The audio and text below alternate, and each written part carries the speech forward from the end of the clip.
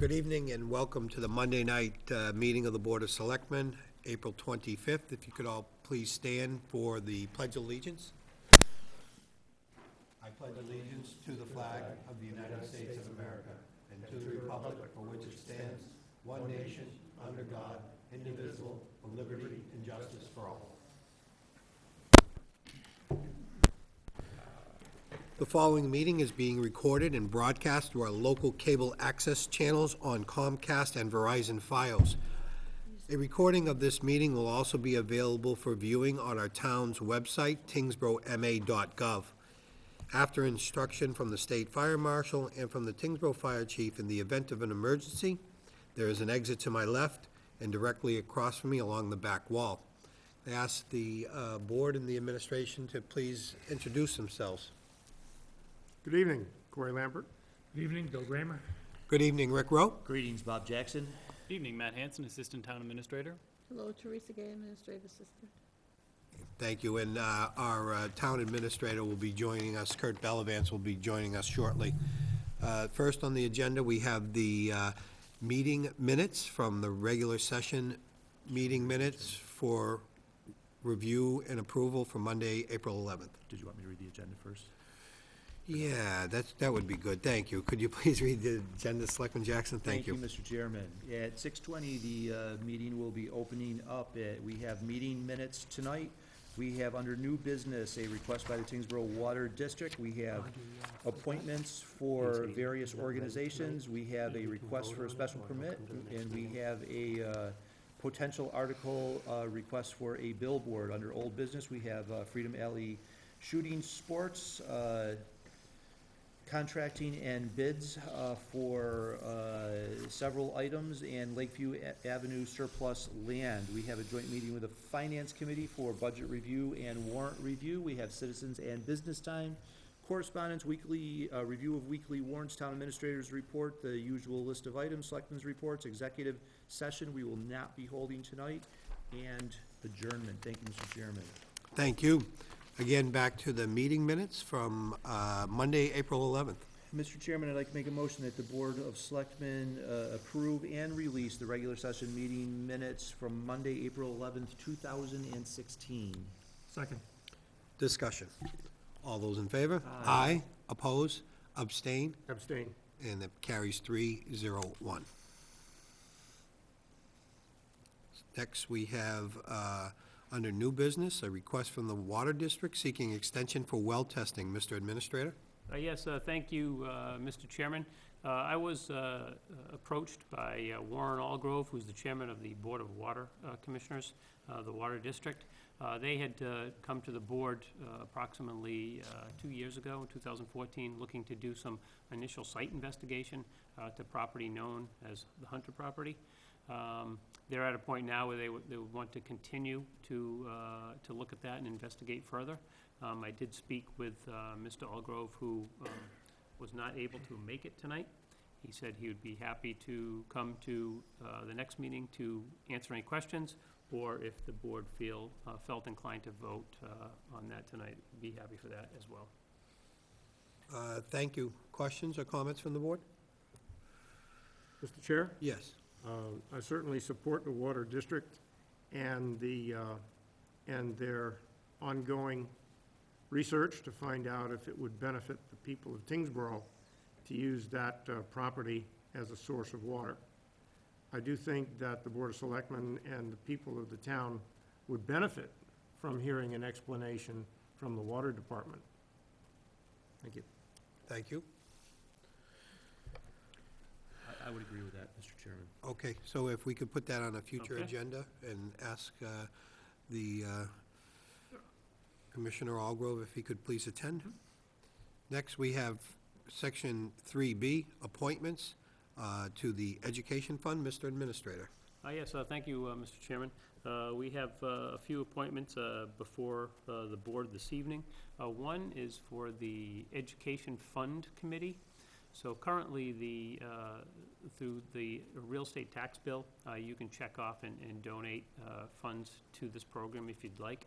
The town has been collecting some of those funds, and they're interested in reviewing the funds and seeing if that's something they would want to move forward with creating scholarships with that. The committee is not in existence. Speaking with the school superintendent, Don Champa, as well as the finance, the coordinator, Carrie Colburn-Dion, I asked them to look for people to participate in this committee. They did receive 3 people that are listed on this memorandum, including the superintendent and the finance coordinator, who are existing appointed members to this committee. This would round off the 5 needed to put the committee together and allow to review the funding and see if there's scholarships or other programs they'd want to use this money towards. Thank you. Questions from the board? I see we have 3 emails and correspondence from these 3 individuals asking to be appointed to this committee. Questions? We'll entertain a motion. Mr. Chairman, I'd like to make a motion that the Board of Selectmen support the appointment of the above-listed individuals, Nancy Christie, Diane Seltz, Michael Flanagan, to the Tyngsborough Education Fund Committee. Second. Discussion? All those in favor? Aye. Oppose, abstain, and that carries 4-0. Thank you. Next, Mr. Administrator, the Recreation Committee? Yes, thank you, Mr. Chairman. The other appointment was there was an interest shown through correspondence at the last Board of Selectmen meeting with Ms. Mary Mount Pleasant. She was looking to fill a appointment as part of the Recreation Committee. I did speak with Allison Page about that. Their full-time, or I guess their fully appointed member group is filled, but they do take associate members as part of that committee, and there are vacancies for that. So she had requested that we do move forward with appointing Mary Mount Pleasant to the Recreation Park Committee. So I brought that back to the Board of Selectmen for a motion.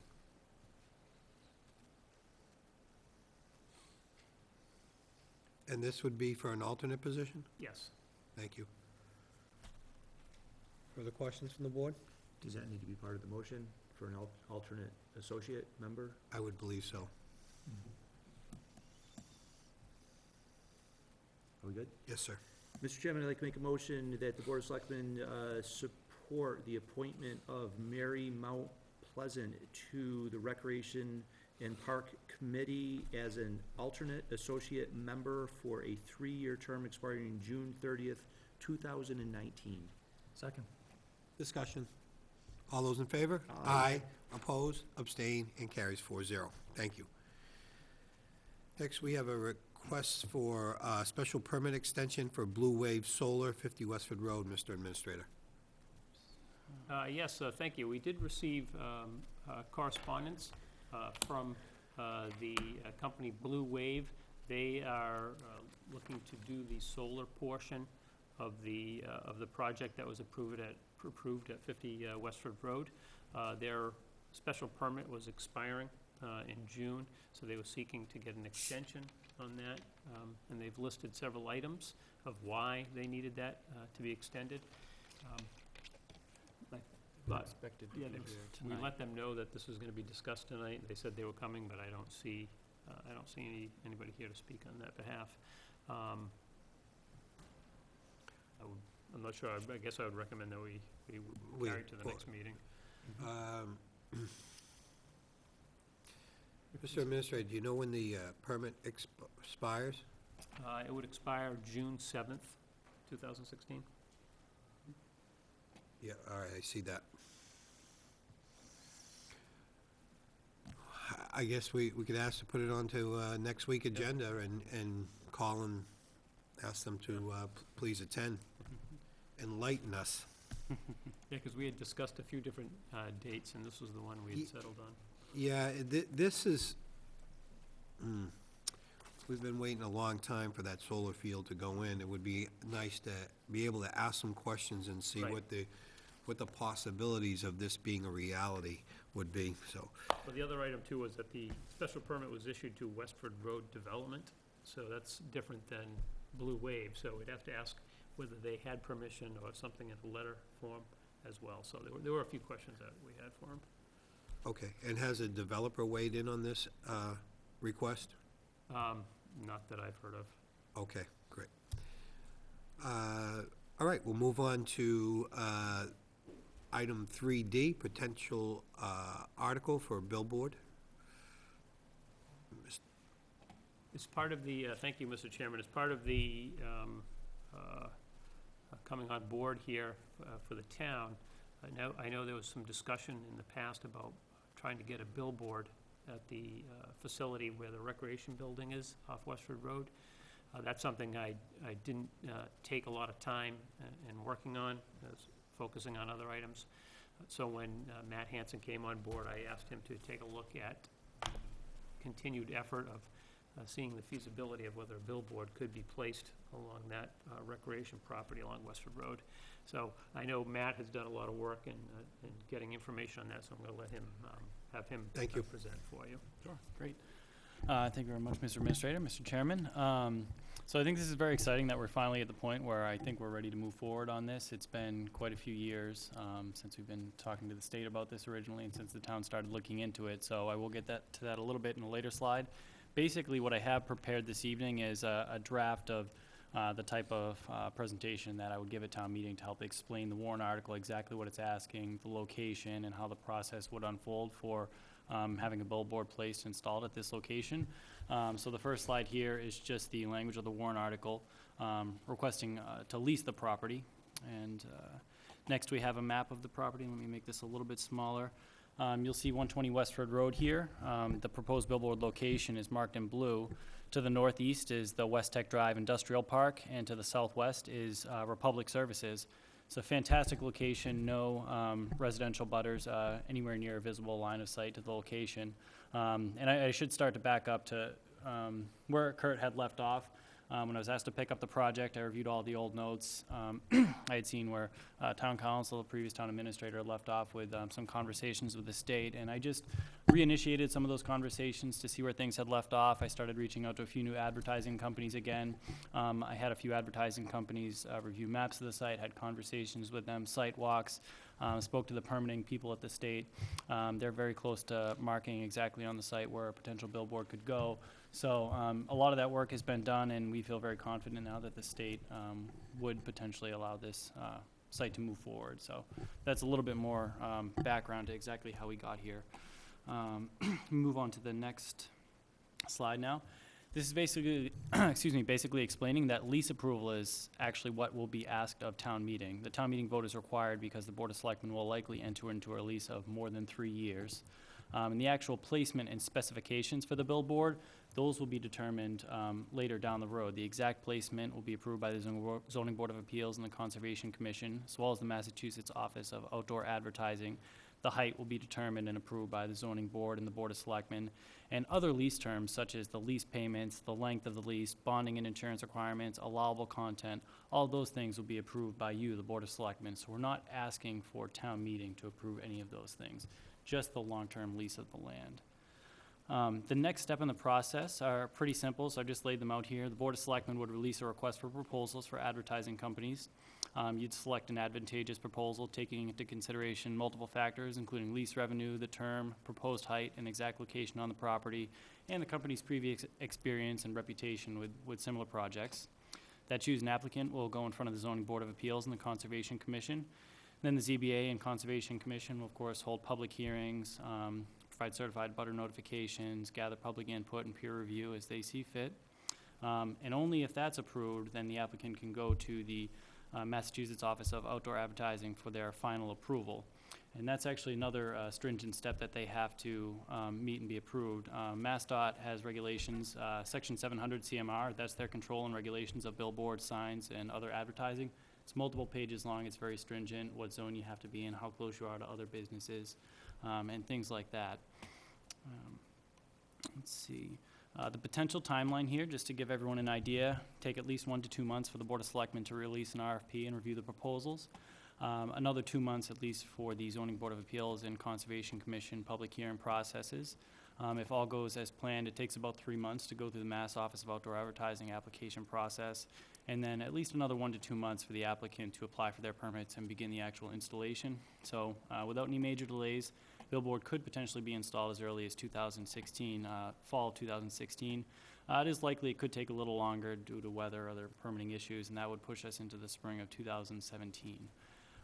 The exciting slide, you'll see next slide, is the potential revenue slide. Our most current estimates conservatively have this at about $80,000 a year plus a 2% escalation. So over a 25-year lease, that would bring us to about $2.5 million in estimated revenue. And you can see after about year 13, it goes up to $100,000 a year, and towards the end, you're up over $120,000 a year. There is also potential, a few of the billboards that have been put up recently, the towns have requested an additional one-time lump sum during the first year, which can range anywhere in the few $100,000 range. So there are a few ways that it can be structured, and that could just be a potential bonus payment, which could push the number even closer to $3 million over the full term of the lease, the first lease. And then I also put together a slide on the history of billboards in Tyngsborough, so people can understand some of the background of how we got here, a little bit about what I explained at the beginning, as well as about the one other billboard in Tyngsborough that I'm aware of. So I just explained that there's currently one other billboard in Tyngsborough between exits 33 and 34 on Route 3. That's owned by Makepeace Road LLC. This was approved by the ZBA and CONSCOM in 2008. It's privately owned, and as part of the order of conditions, Tyngsborough actually receives $20,000 per year during the first 10 years, and will receive an additional 2% of the revenue during the remaining life of the billboard. So not nearly as much as we would receive if it was on town-owned land, but we still are receiving something from this other billboard. Then I put the history here just so people know that this didn't just come up all of a sudden. Tyngsborough began exploring the possibilities in 2012. Mainly the Recreation Department was seeking alternative revenue streams to support their field maintenance. And after careful review of multiple town-owned parcels along heavily traveled roadways, 120 Westford Road was identified as the only town-owned parcel that meets the strict standards outlined in the MassDOT regulations, Section 700 CMR 3. So the town administrator and the town's legal counsel met with representatives from the state back in 2013 to discuss potential permitting of this site, and those discussions have continued, as the town administrator mentioned, up until today. And we're confident that we will likely receive approval of this location if this moves forward. And just a note to all the town meeting representatives that no additional town-owned parcels are being considered as potential future billboard locations. You can expect that will be a question. Are there going to be 10 others down the road on town-owned land?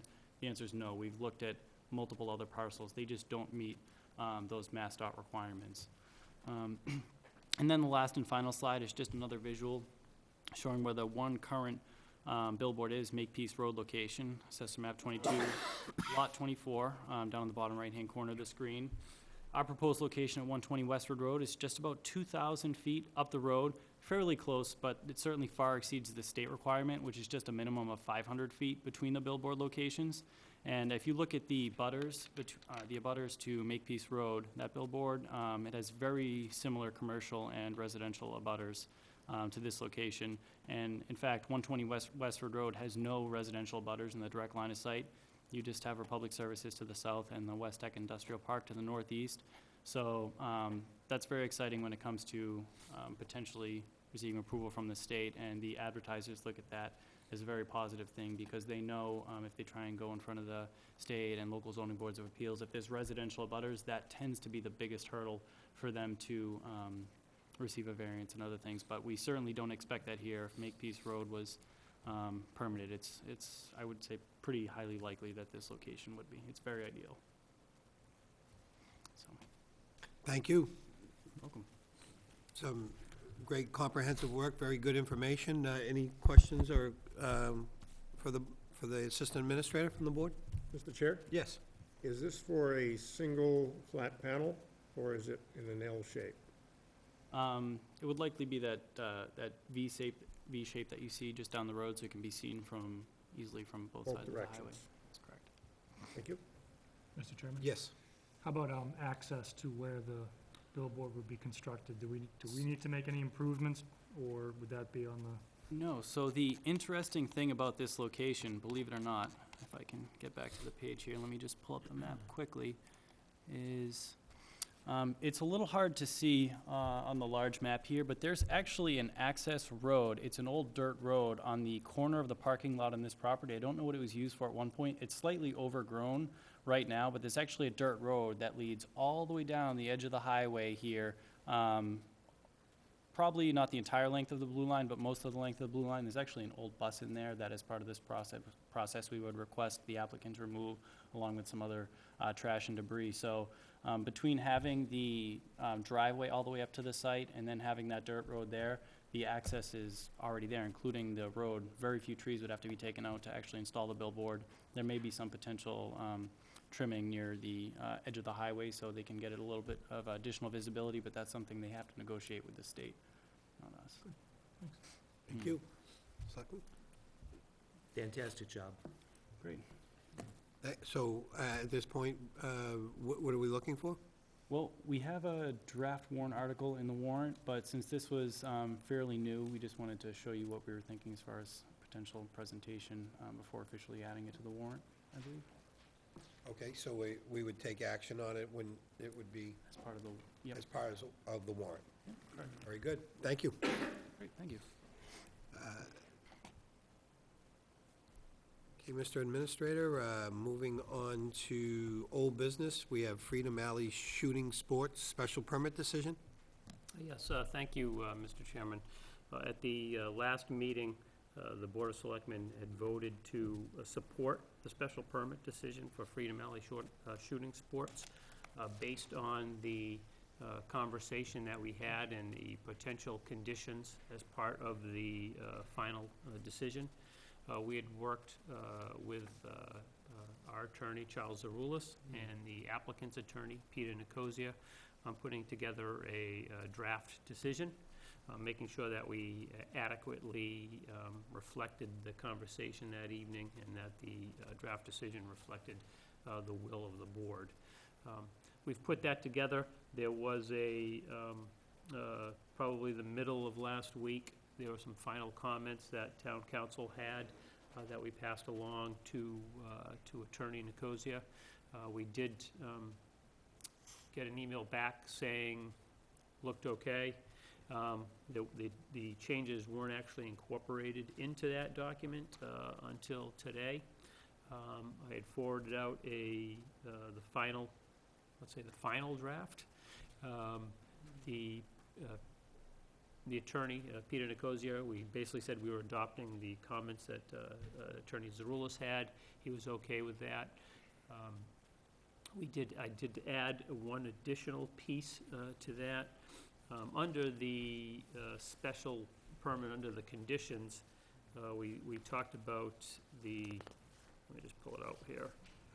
We talked about the HVAC system in regards to OSHA standards. The piece that I had added in was that the applicant shall comply with all federal and state laws concerning lead as it applies to both adults and children of all ages. That was acceptable. I wanted to make sure that we were covered on all aspects, so I modified that slightly by adding the word local. So that the applicant shall comply with all federal, state, and local laws concerning lead as it applies to adults and children. The Attorney Nicosia said, well, we don't have any local laws in regards to that, so he wanted to stick with federal and state. My concern is just that whether we have the laws or not, if we decide to create laws that may impact that, at least we have the language in place stating that. We did work with the Board of Health in talking about this. They weren't as familiar with the lead issue going forward with a facility such as this. So we had talked a little bit about that. Mr. Lambert had given me information that I took a look at. I did pass that along to the Board of Health, which they had looked at and thought there was some concerns, and that's something that they would want to look at in the future. But at this time, we were almost through the process. So I wanted to put that language in there so that going forward, we could maybe address that at a local level to make sure that they're there's regulations in place or something that we can address any health risks that may be potential for children. But that was really the difference between the version that Attorney Nicosia had signed off on and the one that I'm speaking about this evening. I did receive a comment from Attorney Zaroulis that he reviewed that, and there were a couple small editing changes on that, but other than that, it came out accurately, I guess. I don't know if you wanna, you can comment that on what you wrote here. The changes I made are mostly typographical, but in my original last Tuesday comments, I had pointed out 2 areas of conditions which were really findings of fact and suggested they be moved. They were not moved, but it's only as the form, not the substance. So we can go along with the document you have before you this evening with those 3 minor typographical changes. Thank you. Questions from the board?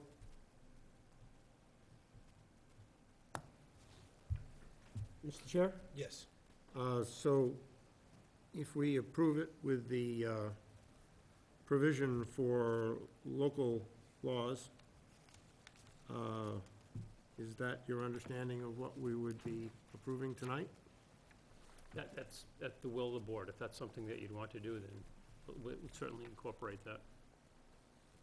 I guess it's obvious by now, I support some provision so that where the state and federal laws are silent on lead standards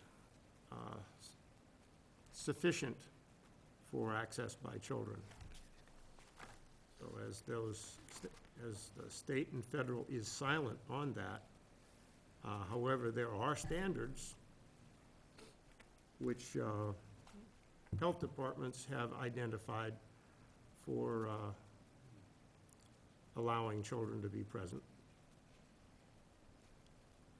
This, by having a provision for a local law, it would allow Tyngsborough to acknowledge those health standards and, if necessary, bring them to bear on the shooting alley.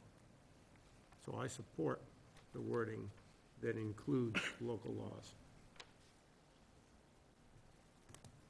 What would be the procedure, or whose department would that be to implement such laws or regulations?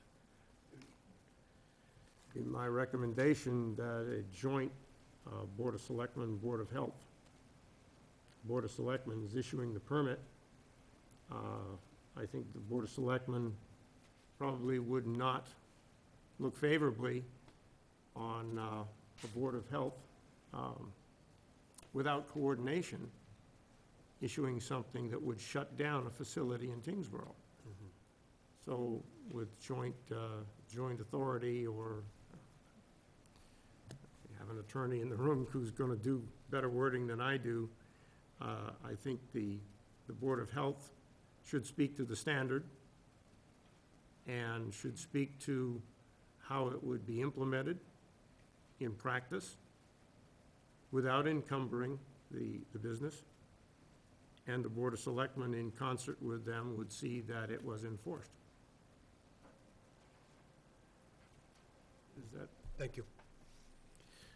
I would make a comment, if I might. Yes. There's absolute clarity on this point.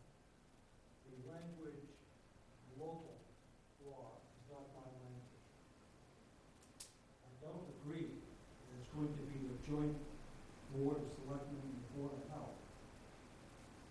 And I don't think, without looking into it, keep in mind that I only looked at this thing at 6:15 this evening, that the Board of Health is going to have any more leeway in regard to lead standards than the state already imposes in regard to issues such as lead paint, so forth and so on. So they have to be consistent with the state standards.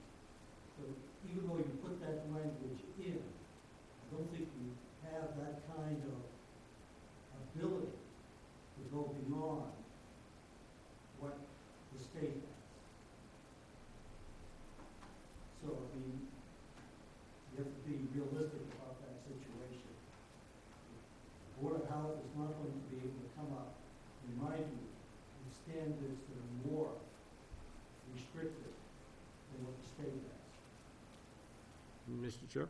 Yes. I believe we have state and federal standards that apply to schools and children. There is no provision currently in the special permit other than OSHA standards. Well, that's not correct, because the language that we developed, my conversation with Peter Nicosia was that any federal or state laws would apply to adults and children, regardless of their age.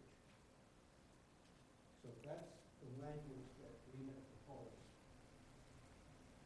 So that whatever the laws are, not just in regard to schools or houses, what have you, whatever standards the state has, the federal government has, it's not going to be just OSHA, which may apply to employees, for example, but will apply to anybody in regard to lead.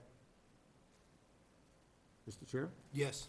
I thank council for that explanation. I'm beginning to understand the new wording, which I haven't seen yet. How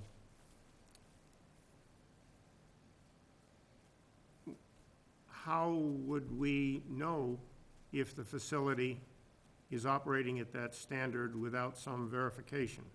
Well, we do have in there, there's language that on an annual basis, there shall be a contractor that's going to look at certain levels. So, Mr. Chair? Yes. So we would have to wait a year of operation to find out if the children are being protected? Well, the answer to that is yes, but my comment is that this matter was before the board 2 weeks ago, with what they had proposed, and the board voted on this matter. So it's very difficult for us to go beyond what you people agreed to. Mr. Chair? Yes. At that time, I brought up this issue, that the OSHA standards did not protect the children. I believe the conversations that have gone on in the ensuing 2 weeks were probably precipitated by my non-support for this project unless it protected children beyond the OSHA standards. And my concern is that without some form of verification, we have no knowledge of what the facility is actually doing, and we are going to wait a year, potentially with children in the 6 to 10 year range, having access to the facility with no knowledge of what the actual lead conditions are in the facility. Thank you. Further questions? Mr. Chairman, Yes. I do now. Mine's more of a procedural one. I'm assuming, maybe incorrectly, that we're gonna vote on this document before us tonight. It's unclear to me the motion that I'd be making for this document. I'm hearing our town administrator wanting additional, local law coverage. I'm hearing town council saying that it's unnecessary. I'm hearing the discussions about, OSHA oversight and rules and regulations and things, and perhaps how that would tie into that, and how we may or may not add that, or whether there's a need to add that, if local bylaws or ordinances or regulations can be added on to federal or state as opposed to being less restrictive than state or federal. So I'm just looking for some clarity as to how what's the wording of the document that we're gonna vote on tonight, and how we move forward with that, because I'm not hearing agreement, and maybe it's me that's not understanding it. Town council? Well, trying to put it in the context of what occurred. There was a hearing 2 weeks ago in which these matters were discussed, and there was a proposed decision in front of the board.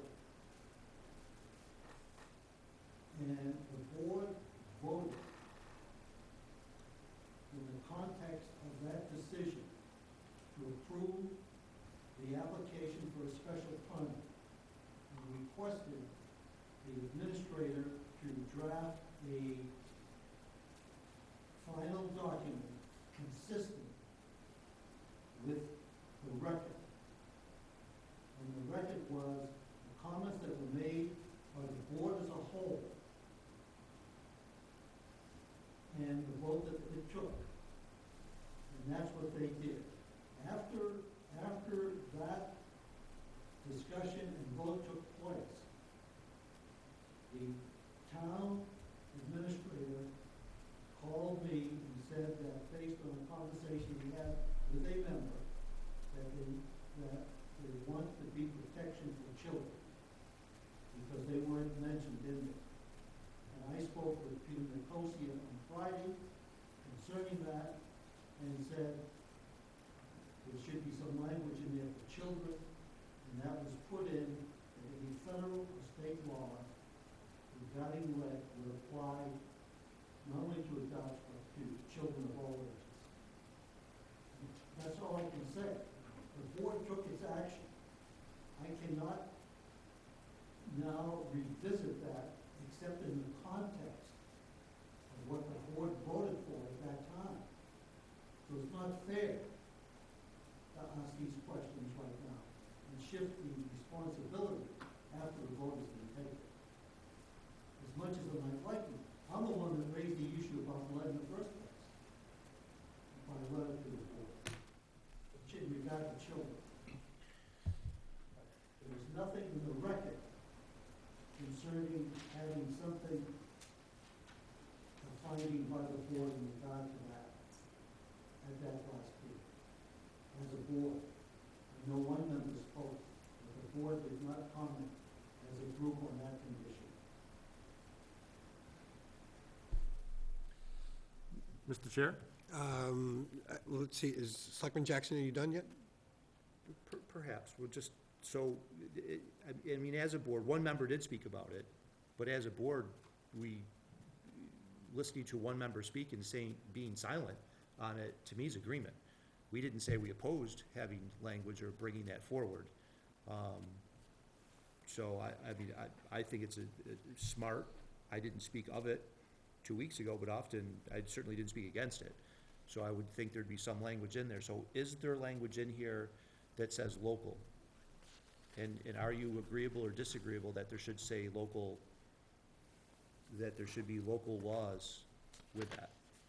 The difference, the language that was added, was an additional sentence, which was in regards to the OSHA monitoring standards.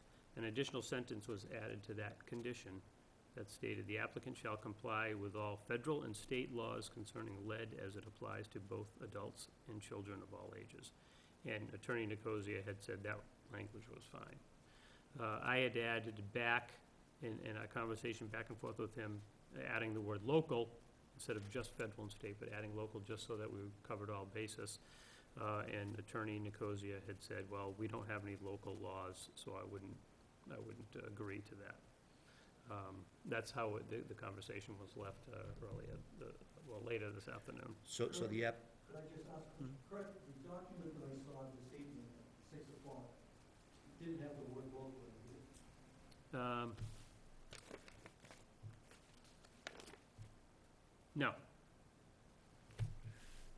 so, Mr. Chairman? Yes. So the applicant would be disagreeable to the word local? Correct. So they would not want us to approve this if the word local was in it? Correct. And the word local is not in this? I This drafted document two that- versions. I had one with local and one without, so that's, This one here, that I'm gonna be asked to make a motion on in a moment, the word local does not appear in it. can I look? Just Well, the three yeah, typographical changes excuse me. by council. I think we all want to weigh in here all at the same time, This so. one does have the word local there. Okay, I don't want that one then. So, first of all, before yielding to Selectman Lambert, I would agree with Selectman Jackson that once Selectman Lambert made his or presented as questions on lead exposure to children. Although I didn't comment, I strongly agree with them. Selectman Lambert? Thank you. Yes.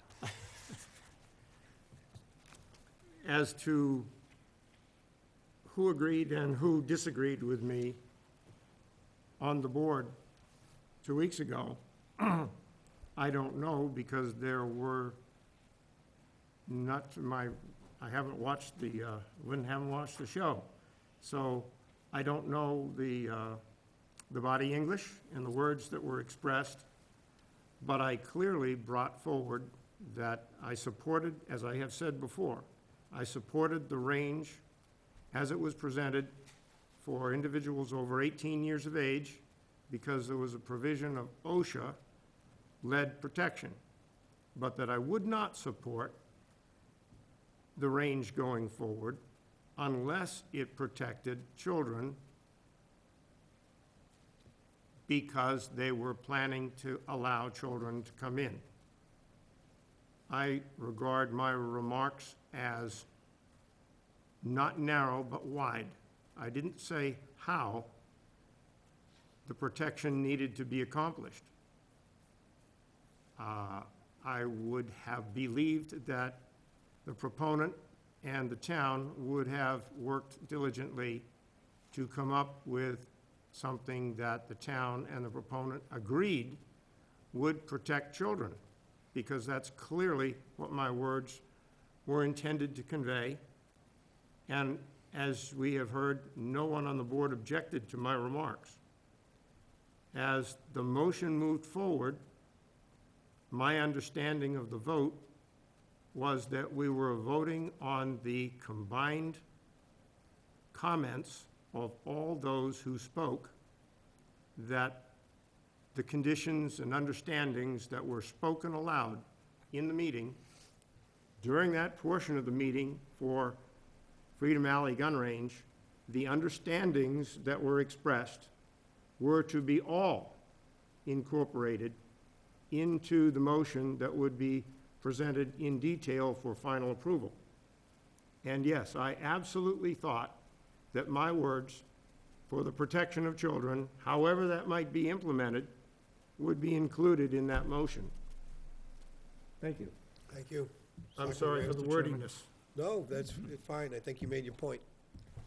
So my comment would be that I also would agree that we ought to have language, if there is any, to protect children. I don't think anybody disagrees with that. I don't think the applicant or Attorney Nicosia disagree with it, or council disagrees with it. So my thought is, well, what standards are there? Is there a standard that's separate, specifically designed for children in this context? I'm hearing that there isn't any particular language. Is that accurate or not? There was, there are different standards. I believe they had, I'm trying to recall, the US Navy had done a standard per parts per million, and then I believe there was, I don't know if it was OSHA or another organization had a standard as a test standard. So there are some standards out there. I don't think they were applied uniformly, but yes, there are some. And there's no local standards, correct? I mean, we don't have a bylaw, a local bylaw Right. that Correct. imposes a more strict standard than what state and federal laws impose now. If we were to, I can't answer that directly, but there is, in a way, a law, because the Board of Health is in public official in regard to enforcing state laws regarding health, which also includes lead poisoning for children and so forth. So the state does have standards. I can't answer what their standards might be for a range, for example, but we know there are state standards for schools, for houses, and what have you. So those laws that are in the state regulations, the local Board of Health has an obligation to enforce those standards. right, before was, it's unlikely that the town could develop bylaws that would exceed, be more restrictive than the state law. And Not likely. if I could jump in on that point, if we were to do that, even though you don't think we can, would it be applicable to this permit Well, retroactively? in the sense that if you did, and they were to challenge it, again, I'm speculating to some degree, but there's little likelihood if the town's standards were more restrictive than the state, that we would be able to prevail on that. So, Mr. Chairman, my comment is that it seems to me, from what I'm hearing, that the applicant was agreeable to language that addressed our issue to the extent that you can. I don't know what more else we could write in the decision. And when Selectman Lambert spoke, it was vague and broad in the sense that you wanted something to make sure that children were protected, and we all agree with that. And the applicant signed off on language that added a sentence addressed to children. So I guess I don't understand why we're arguing about what motion was made and whether we're asking council to go beyond what we approved. It seems like it's taken care of. And I'm inclined to support that, with or without the word local. I don't think the word local makes any difference. At least nobody's explained to me that it will. So, thank you. Thank you. Further questions? Mr. Chair, Yes. hearing the explanation by town council that our local health department has an obligation to enforce state standards. State standards, I'm now understanding, state standards for schools would reasonably apply to any facility open to the public that children have access to. I cannot answer that question tonight. That's exactly where I'm coming from. And you say, well, Corey, we can't take a school standard and make it bear against a gun range. I go, well, the reason we have the law for schools is to protect the children. What we've spoken about for 20 minutes is protecting the children. If we can't take that school standard and bring it to the gun range by state law, then we have to have a town law that brings that standard to the gun range so we can enforce it. And I believe that's where the town administrator generally was headed with his term local law.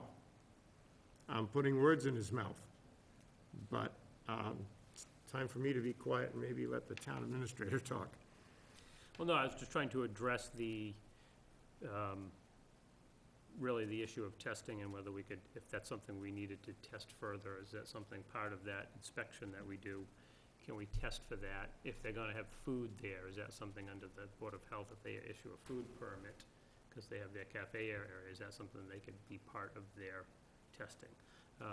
So it wasn't anything that I had a definitive answer for the board this evening, but it's something that I wanted to leave as a broad term or general term that this is something that we did want to address going forward, during construction, and how many activities they're gonna have with children there.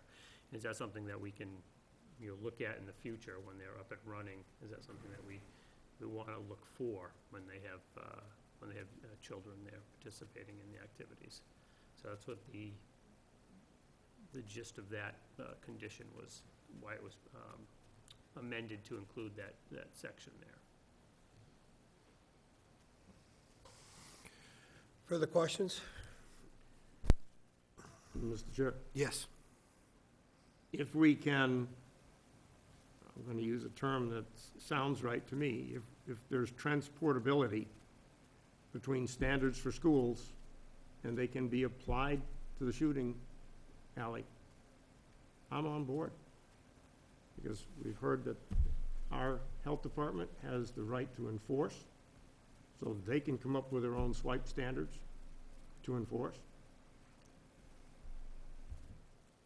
And so if town council's saying he can't assure us that the school standards are applicable to the gun range.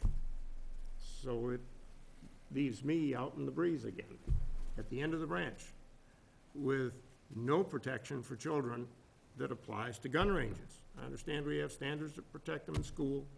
We have no standards that are applicable to the gun range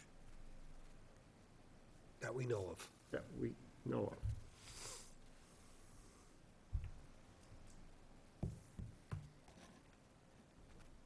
Suggestions the board would like to do? Mr. Chair, Yes. a question more for council. Is there any way to draft a decision that gives us the ability to, if there's gonna be an annual inspection, that at the time of the inspection, that the issue of lead is reviewable? And I just don't think that anybody would ever disagree that if there's a danger to kids, that we wouldn't do something about it, including the applicant. So I don't see a fight here between somebody who wants a decision that's harmful for kids and us that do not. It's just, well, what's the standard, and we don't know what it is, so if there's a, I mean, they have provisions in there that they're gonna have control of the lead dust. The best technology that's out there, right? I mean, was the presentation. If there's a better standard that comes along later, or there's new technology, or we find out more information, would we be able to take a look at it and? Well, I would be, but I think there's a sort of oversimplification here. For example, we talk about standards in the schools. Are we talking about air standards, or are we talking about lead paint standards? When you talk about lead, one of the most, as we saw in Detroit, there's separate regulations that deal with the water that are broad everywhere in regard to water.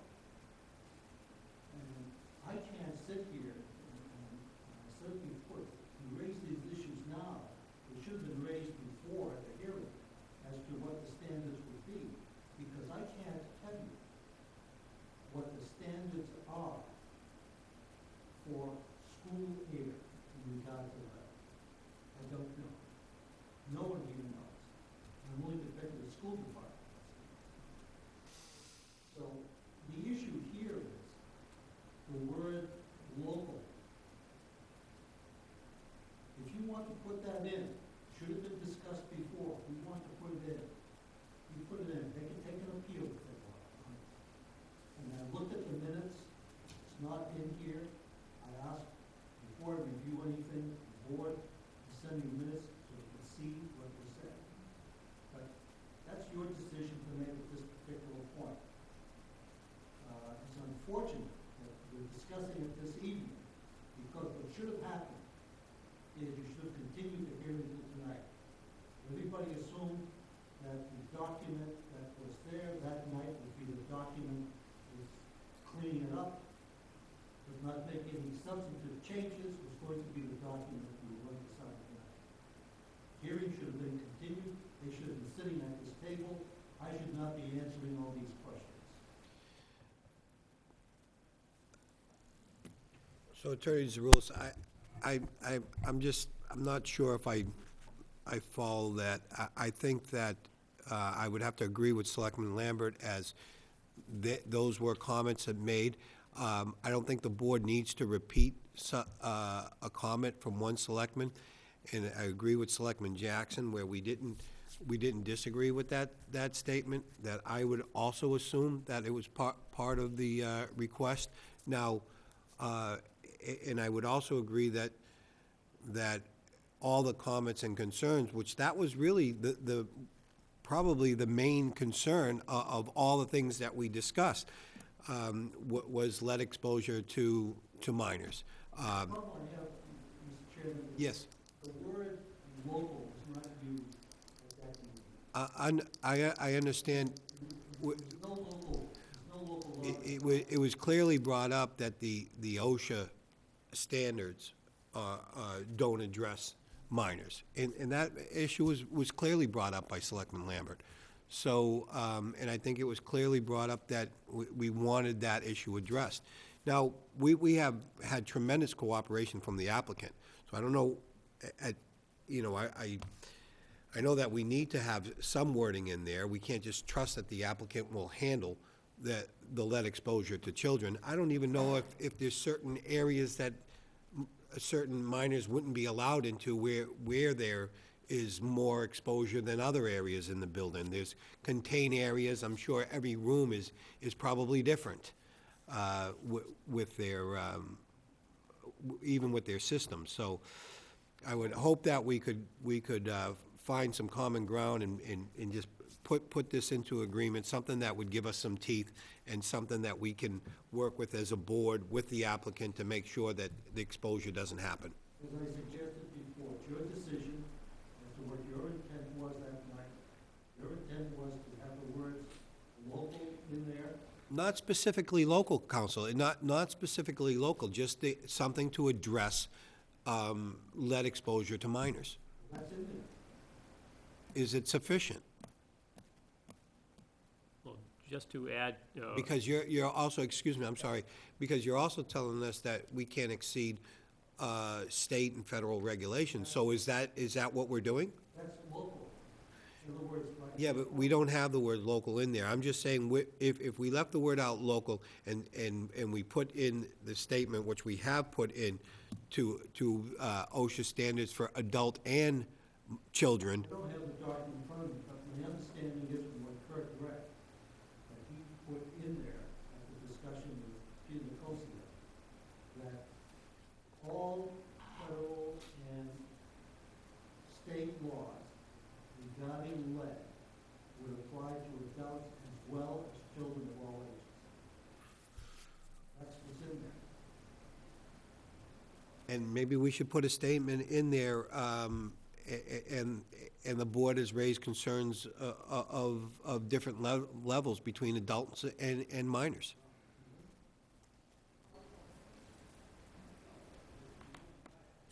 Yes. just to follow up on Mr. Gramer's question he had, could the Board of Health test for that?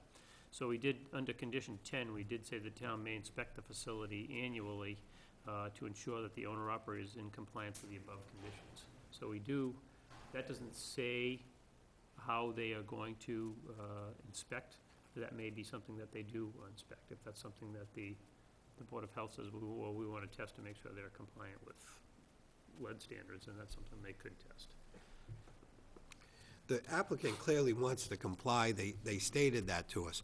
The problem is there standards that created for minors, and it doesn't seem to be, and that's where we're at a stalemate here. Mr. Chair? Yes. Clearly, in my mind, the town administrator has been working with the proponents' council to implement the intent of my words, that we needed something in the special permit conditions which would protect the children. That's not vague. You can't tell us, you've already said, you can't tell us that the federal and state standards will protect children in a gun range in Tyngsborough. You have said that tonight, and therefore the words that are proposed, federal and state laws, are moot because our council says they may not apply to the gun range.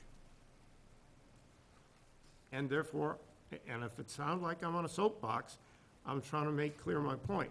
The words 2 weeks ago were clear. I will oppose the range if children are allowed, and there is no provision to protect the children. I will support the range with children if there are provisions that protect the children. And tonight, we still haven't come up with an arrangement which will protect the children. We can talk about the laws, but unless we can say the laws apply to the gun range. Well, I'm not sure, you know, we're going around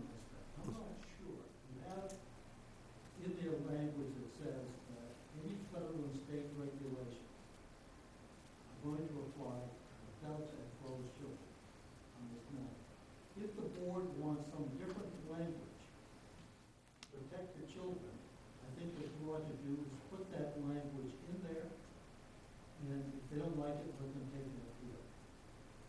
But at the last hearing, there was no language proposed concerning the protection specifically of children, in the sense of being able to cite, this is the regulation, this is the provision, this is what it does, and so forth. That was not before the board last time. If you'd like to have that language, put it in. I agree. The board did not ask for specific language. The board asked for the language to be provided to us, and it's not there. So if we have to come up with specific language this evening in order to vote for us, if we feel we can do that, let's do it. If we don't, then let's simply just move this to the next meeting. Mr. Chair, Yes. I move that we continue this until the next meeting. Is there a second on the motion? For discussion. For discussion. I'm not opposed to that, but is there language that you envision you can come up with? Because otherwise, we're just wasting more time. And from what I've heard is that there is no such language that we could put into this document. I'm not hearing that there is something to cite to, as council suggesting. We would need to be able to cite to code of, pick your regulation, section and chapter number. It doesn't exist, is what I'm hearing. Selectman Lambert. Mr. Chair, Yes. I would propose that a condition be that the permit is issued under the condition that the federal and state standards for lead that permit children access to public schools be bearing on the gun range. Okay, not to keep dragging this matter out, but I want to bring out the fact that, and I'm not one that frequents gun ranges, so I'm not an expert on it, but this is a very big building with multiple sections. Do we restrict ages for certain, unless those standards are made for those specific areas? In other words, if they have a common area, and they have an eating area or a presentation area that's not going to be exposed to the lead that's given off by the guns, do we allow children in those sections and then not in the other sections unless they meet those stringent requirements? Mr. Chair, Yes. in line with your thinking, we know that there are specific areas of the gun range that they propose children will have access to include the firing range, to include the common area for eating, for vending, and for bathrooms. We know there are areas that are restricted from children, and I think wording that simply says any area that someone under the age of 18 has access to has to meet the standards, federal and state standards that are applicable to schools, will apply to all areas of the gun range where youth have access. I agree. The rest of the range, OSHA standards are fine. Any area where youth has access, school standards apply. I'm agreeable to that. Any comments from the board? My only concern is that and I spoke to town council before, you have to issue a special permit in so many days after you close a public hearing. And I believe you said we have to issue a decision within 14 days? Supposed to file with the town clerk 14 days after the decision, which is not mandatory. Okay. It's a strong suggestion. And you can always bring an action before you do it, but you're not required to file it today. Okay. You can do it sometime during the week. So if that's the language that the board wants, put it in there, and he'll type it up with that language. The board can come in and sign it, and you can file it with the town clerk. Selectman? Mr. Chairman, So the OSHA standards, the federal regulations and the state regulations, I know I have not, but has someone thoroughly reviewed those as they apply to lead? And if so, are they silent on children? Or is it simply a standard for a warm breathing body? Coming from the medical field, I know that children, exposure to lead is the goal is to make it zero. It's not that there's an acceptable range. The acceptable range is zero as a person's neurological network is laid out. It's zero. So I don't know, and I'm not a doctor, and I don't know what the limits would be, but does OSHA regulations or federal or state guidelines specifically say or cite in some way or describe different age groups or categories, or do they just talk about people in general and what are the rules and regulations that would govern an acceptable, permissible lead exposure limit? Because that I don't know. I did not read that, and I don't know the answer to that question.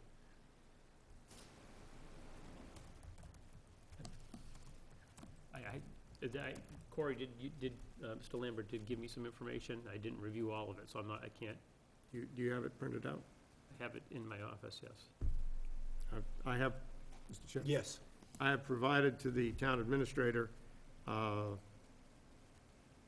believe it's from,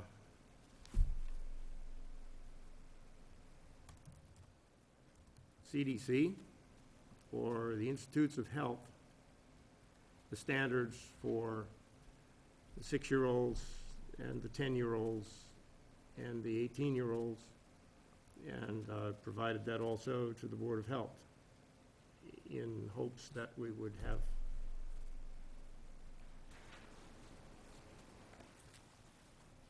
some agreement. I am not a health expert. I am not a health scientist. I'm out of water here, except that I spent 9 years on the school committee. I use pistol and rifle ranges regularly. I have been conditioned for 15 years about the high risk to young people. Selectman Jackson has amply said it. I can't quote it. I'm not an expert. My testimony would be worthless. For us to be able to come up with precise wording tonight that the federal and state standards for children, unless we cite what the school has, because we know schools don't allow lead. And I'm reasonably sure that Board of Health has standards for lead in schools. And that's why I've made that very quick transport of standards for schools to the gun range. I readily agree that the limited exposure that a child has in a gun range, less than 2 hours a week versus 6 times 5, 30 hours a week in school, huge difference. Might be an increased lead level in a gun range would be appropriate. But if we have to have language that people already aren't agreeing on tonight, we're not going to make it. I can't produce it. I've done the best I can tonight. I do believe that with town council's help, we can identify the lead standard for schools. And we can write a couple of sentences that say, we expect it to be met, and that certainly puts a stake in the ground which is a more stringent, really don't want to say this, it's a more stringent standard than I would hope we could agree on. Because they aren't going to be at the gun range 30 hours a week. I think there's a lesser standard. But sitting here tonight, the only thing I can grab is the school standard. I would hope that the proponent, town council, the Board of Health, and the town administrator could work out language that protects the children. Mr. Chairman, Yes. I'm on board with Selectman Lambert's intentions. I'm not in favor of the motion as it's been presented to just add a very broad sentence like that to this permit and a vote on it without the applicant having an opportunity to even review it. So I think we're sort of getting into territory that we don't know where we're going. I'd be in favor of, if that motion were withdrawn and another motion were made to continue this to another evening. If we're not under a shot clock pressure, then I think the applicant would be cooperative with resolving this. I think that's what we ought to do. I believe the motion in the second on the table is for postponement. Is that correct? I thought it was to add. That was It the was to second. transpose the school standards over, I thought. Mr. Chair, You can Yes. correct, yeah? my first motion that was seconded was to postpone or delay. Right. The second motion was to propose specific wording, which was never seconded. Correct. Okay. That's the way I see it, yeah. So, Mr. Chairman, my understanding is correct. We're going to have the town administrator, perhaps council, work together with the applicant to come up with perhaps more favorable language to the Board of Selectmen that we believe might be more protective to children in regards to lead, that will come back before us at our next meeting for us to either vote up or down on. That's correct. So we have a motion and a second. Any further discussion?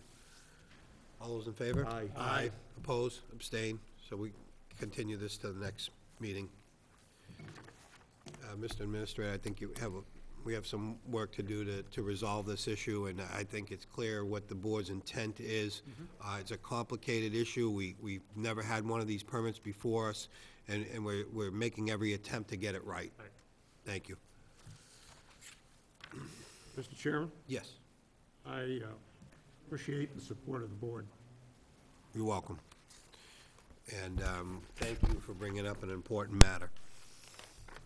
So let's move on to, under old business, we'll have 4B, contracting bids for 5 Industrial Way and energy aggregation authorization. Mr. Administrator, is that yours or the Assistant Administrator? I'm going to pass this on to Mr. Hanson. Okay, Sorry, the Thank clicker you. isn't working. Yes, thank you. We did go out to bid for the disposition of 5 Industrial Way.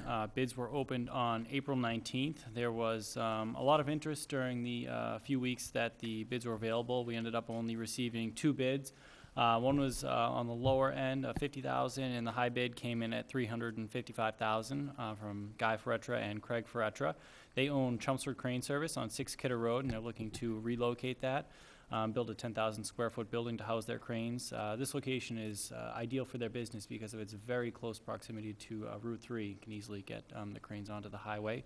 The applicant and high bidder is actually here this evening in the front row, Guy Ferretra. Good evening.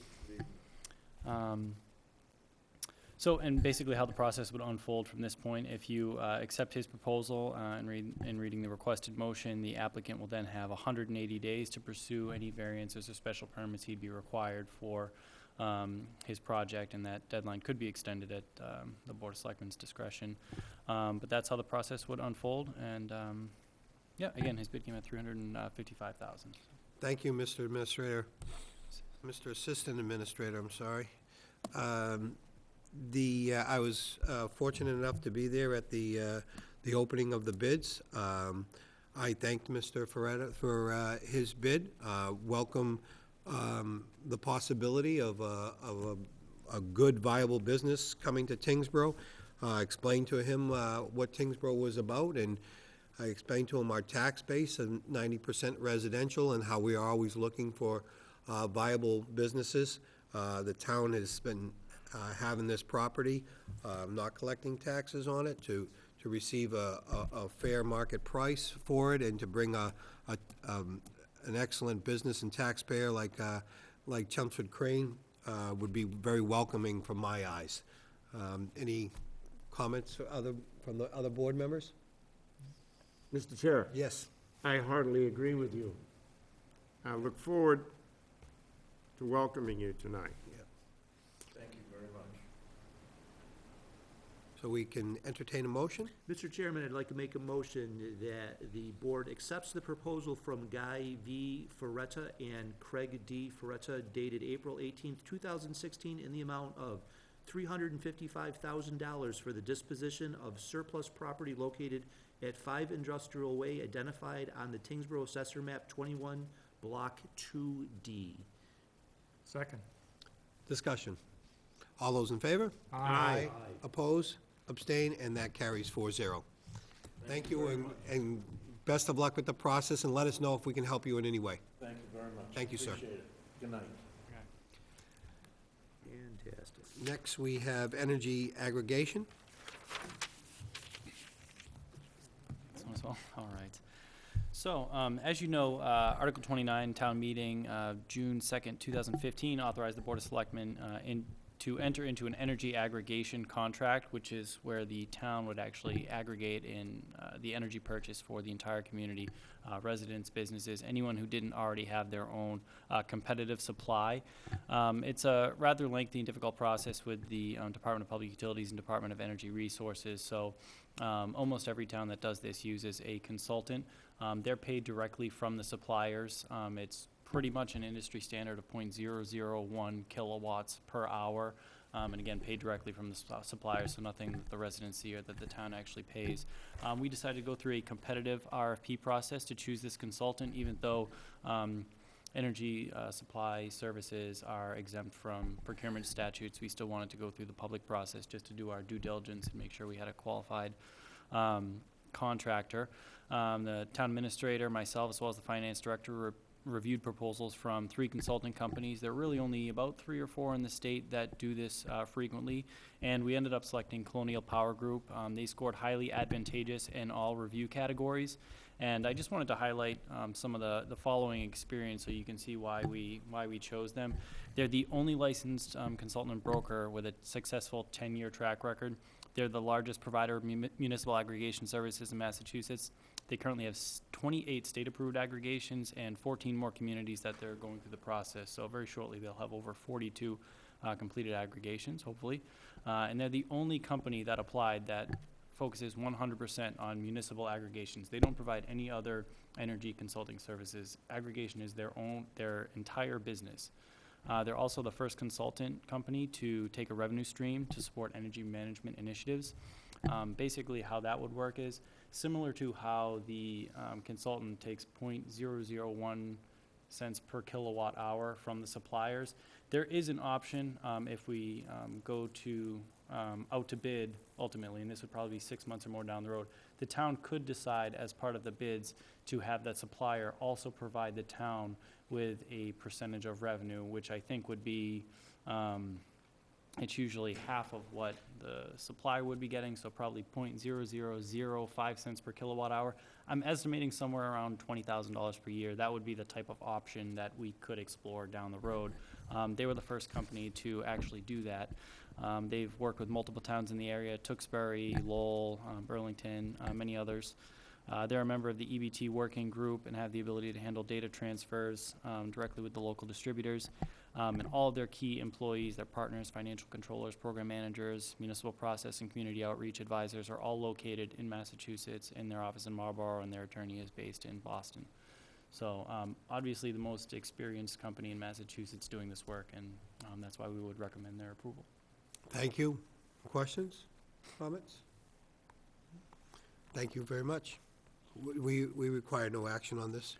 I was hoping for a motion. I did have a I'm sorry. recommended one near the bottom of the memo. I see it now. Good, sorry. Mr. Chairman, I'd like to make a motion that the board approve the proposal from Colonial Power Group to provide electric aggregation consulting services for the development of the town's electricity aggregation plan and related services as presented. Second. Discussion. All those in favor? Aye. Oppose, abstain, and that carries 4-0. Thank you. Next, we have the Lakeview Avenue surplus land. One more for you. Another one. It's been a busy few weeks. So I think we're very close to coming up with a final motion for the board. At the last meeting, we were asked to put together some specific criteria on how we would limit potential development on this piece of surplus property. I've been working with the abutter who abuts, again, 3 sides of this town-owned parcel, and he's the only abutter, apart from the town, who's the abutter on the 4th side, on the Sherburne property. So town council and I have been going back and forth for the past few weeks, and I think we're very close to having a motion. We just have a little bit of tweaking to do to come to something that the applicant, or, no, excuse me, the abutter is agreeable to, so I expect we'll have something by the next meeting. Thank you very much. Questions? Thank you. So we can move on to our joint meeting with the Finance Committee, and I'd like to invite the Finance Committee to give you an opportunity to come up and enter into session.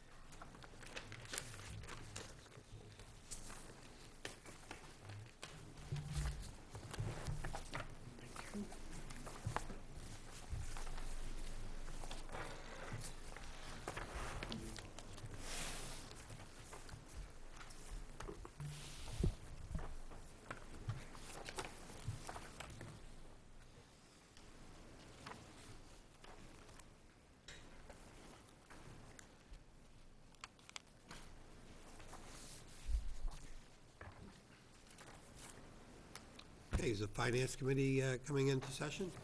Actually, we're reconvening. We came into session earlier this evening, so. we're Very reconvening. good. And Thank if you, you would Mr. like to Chairman. introduce yourself, starting from you, Mr. Good Bushman? evening. My name's Bert Bushman, Vice Chair of FinCom. Paul Moran? Chris Mellon, member. Lori Lambert. Okay, thank you. Mr. Administrator? Sure, thank you, Mr. Chairman. At the last meeting, we did talk about, in regards to the Board of Selectmen and Finance Committee joint meeting, we talked about the revenues and expenses in regards to putting together the FY17 budget. We have, we're very close to determining the final revenue piece to that. We are, as we're looking at additional revenue coming in this year to get a better idea of focus on what we have next year, and that'll give us a 3-year projection, or a 3-year history of what we've had. We're I'm going to say, use the word tweaking the final numbers in regards to that revenue stream. I believe we worked with the school committee on, or the superintendent on their number and what they were proposing in regards to their budget. They're addressing that at the school committee meeting. I've asked of different departments to, again, review, take a look at their budgets. I had specific questions. The finance coordinator, Ms. Colburn-Dyer, and I have talked to different departments in regards to further explanations on operating expenses and so forth. We did make a few corrections after those discussions. There are still a few minor discussions that we would still hold either this week at the latest, or potentially the beginning of next week. So we're working on getting the final operating expenses down as well. One of the items that we did receive and met with the Maya, who's our insurance carrier. There was a increase in workers' compensation insurance. That's going to be a large increase going forward for next year. So we're looking at how we're going to address that based on the information they've provided us. The other item is that They had the closeout for selecting healthcare insurance. So now we have a final count on a number of employees who have signed up or stopped using health insurance within the town. Once we have that number of what plan they're on, we'll adjust our numbers based on those items, employees in the plan they choose. So we're looking at doing that as well. We did meet with the town accountant on Friday. If some people may not know, Catherine Gabriel, who did resign, has offered to work 1 day a week to, in a temporary capacity, to assist us in getting certain paperwork completed, most notably reviewing all the warrants to make sure that we're paying everyone properly, whether it's pay or whether it's vendor payments. So that takes up quite a bit of our time on Fridays. Then we sit down, usually in the afternoon, and go over the budget and budget forecasting and operating expenses and so forth, as well as revenue. So what Ms. Colburn-Dine had put together was what we typically refer to as Article 5, which I did hand out this evening. This is the information that is passed out to town meeting members during the town meeting. That's what they would vote on. There are some areas that we still need to address in here, and you'll either see a blank space or a 0. That's areas that we still had some questions in regards to what the final budget for that department would be. So we're still working through those areas to get this final information put together. I know last year we had provided this information and had passed it out at town meeting for the town meeting members. It was not available at the warrant, which would be voted on next week. I don't suspect that it would be available again for this warrant, but it would be as part of our supplemental information that we would pass out and go over during town meeting. We'd also provide this information to the Finance Committee, and they would put together their report and recommendation as well as part of that. The second piece of information, there was a question in regards to new growth. There was a question of how that was determined. So the Ms. Wokel, who is the chief assessor, put together some information on and emailed me this past Thursday in regards to how they determine new growth, which is a key part of our revenue. I've passed that email out to you and also included the spreadsheet in which Ms. Vogel had included to show the board and the committee how she had come up with a number proposed for new growth for next year. I'd be happy to answer any questions. I'm sorry. Thank you. And additionally, we did pass out the question in regards to the expenditure reports. So that was, I believe, through April 22nd, and that was emailed out as well. So I don't have a copy of that, but that basically lists all the different departments throughout town, and it lists where they stand during the fiscal year, how much percentage of their budget is remaining, what's been covered, and so forth. And that gives you a snapshot of how expenditures are going for this year. And that date was from I believe it's July 1 through, I believe, was April 22nd. April 22nd, okay.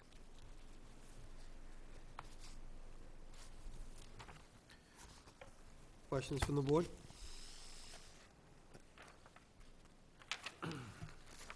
I appreciate the information on the new growth where we just received it tonight. I didn't have a chance to review it yet, but I'm sure we'll be able to review it and have questions for, as we move on. It was a good explanation on how the assessor moves forward in getting that information. The other item I did want to state was it still is in draft form, so it wasn't ready for prime time. It was the assessment of the operating budget where we break out operating, salary, and proposed increases, and then provide explanations. So that was still in draft form, and there were some changes that I had made after receiving that from the finance coordinator. So that was not available this evening, but would be available at the next meeting. Okay. Mr. Chair. Yes. Question for either the town administrator or Mr. Bushman. I noticed there was an email that there was a cherry sheet from the state. What did that look like? I didn't get a chance to take a look at that. Good, bad? I don't remember the exact amount, but it was positive, so we had received a somewhat smaller increase than we had in the previous one from the governor's budget. I believe it was additional Chapter 70 funds, but then less assessment for the charter school reimbursement, but there was also a decrease in the veterans' reimbursement that was coming.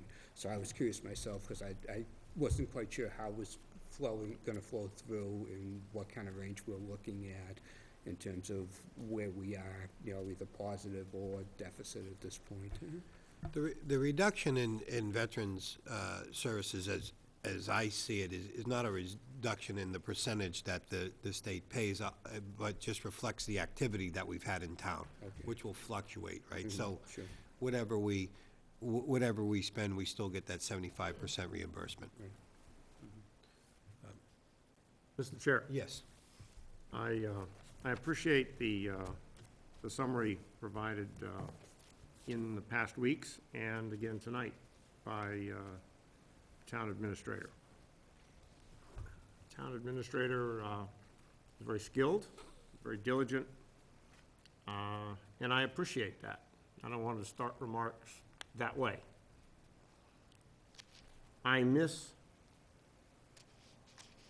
hearing from the individual departments as to what their needs are.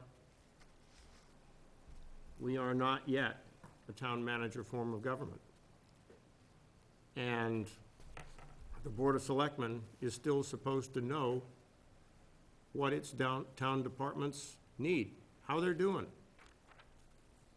There have been times in the past when the departments came before the Board of Selectmen. There are times in the past where the town departments came before the FinCom. So if you missed one, you could catch the other one. Not that all of our questions are redundant, but at least there was an opportunity. If someone didn't understand something, chances are somebody on the other board wouldn't understand it either. I'm not trying to be argumentative, but I believe in a Board of Selectmen form of government, and I believe that the Board of Selectmen need to hear from their senior employees as to what's going on, how we need to react, what went on this year, what we anticipate for next year, and how we're thinking about planning for it. And now you know why I spoke about the town administrator first. Because he has done yeoman's work on our behalf to collect all this information. He's done a very good job of it. And I appreciate, if you will, not having to go through mentally weighing things out. He's done a very good job of understanding and presenting us with good summary information. My comment remains, I miss the face-to-face understanding what the employees of the town have to say. And I hope it's not construed in a negative way. Thank you. Not at all, and well-received, and I think that as we move forward to next year's process, we should have a discussion on whether we want to go back to those meetings and just have a good, healthy discussion and make that decision. Thank you. Any further questions from the Board of Selectmen? I'll turn it over to the Finance Committee for questions. Yeah, I have two questions. The first one, I'm going to jump off the point that Selectman Lambert was making. We did attend a couple of the department meetings earlier this year, and a couple of new personnel type requirements, growth positions were mentioned. In the last couple of years that I've been attending the budget process, we've been approaching it at the start as like level service, okay? But it sounds like that we were actually going to try and incorporate some of these additions into it. And I know that the numbers keep moving and you're managing them day to day, but as of tonight, with the numbers that you look at, with the new growth and all that, what new positions are you thinking that you have covered in the numbers today, knowing that it can change tomorrow? But I know the police department came forward, and specifically, my second question followed up will be on the HR person. Is the budget you're looking at today with the 2.5%? I know Selectman Grammer asked, can we do less than 2.5%? But my gut tells me that we're probably going to try and build the budget with 2.5%. But I'll let you talk to that. But with that budget, as it is tonight, what are the new positions? One policeman, 2 extra policemen, the HR person, and anyone else? Sure. Thank you for asking that question. Typically, when I send out a budget request, usually late December, early January, I ask the departments to provide a budget that would reflect a level service, which is what would it cost you to perform your tasks today? Mhm. So if paper goes up, then I would expect that you'd put in a little bit extra because paper costs more. Certainly, the salaries tend to go up, so we'll include that as well. So the budget usually will be going up. What I also ask is if they have any proposed changes to their budgets, whether it be a software program that they want to incorporate, or a new employee, I'll ask them to include that as well. So the majority, I think, of the proposed increases this year would be new employees. For example, last year we did split the media position and the IT administrator position into 2 instead of having one person do both roles. So part of the change would be including that and providing additional hours for the IT administrator. That's one area. The second area is the personnel person, and creating a personnel department, which is what we're calling a benefits coordinator. So it would be someone that would be handling any the healthcare issues, dealing with retirement issues. For example, there was some information that we had to put together for the Affordable Care Act that we had to get done by March 30th. That person would be responsible for that type of thing. So that's another position. We're looking at, that's a part-time position.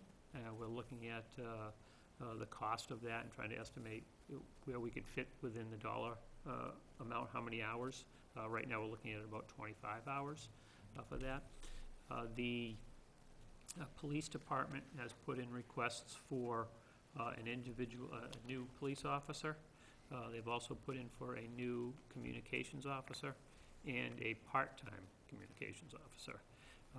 They've also stated to me that they want to watch the budget closely and see how hiring this new person, how that impacts overtime, and is that something where it's going to be some significant savings, where we can actually hire a second police officer sometime throughout the year, and they wanted to monitor that and see if that's something that was going to be feasible or not. We are looking at some changes in software, whether it's a licensing or not. Those are minor items that we're looking at.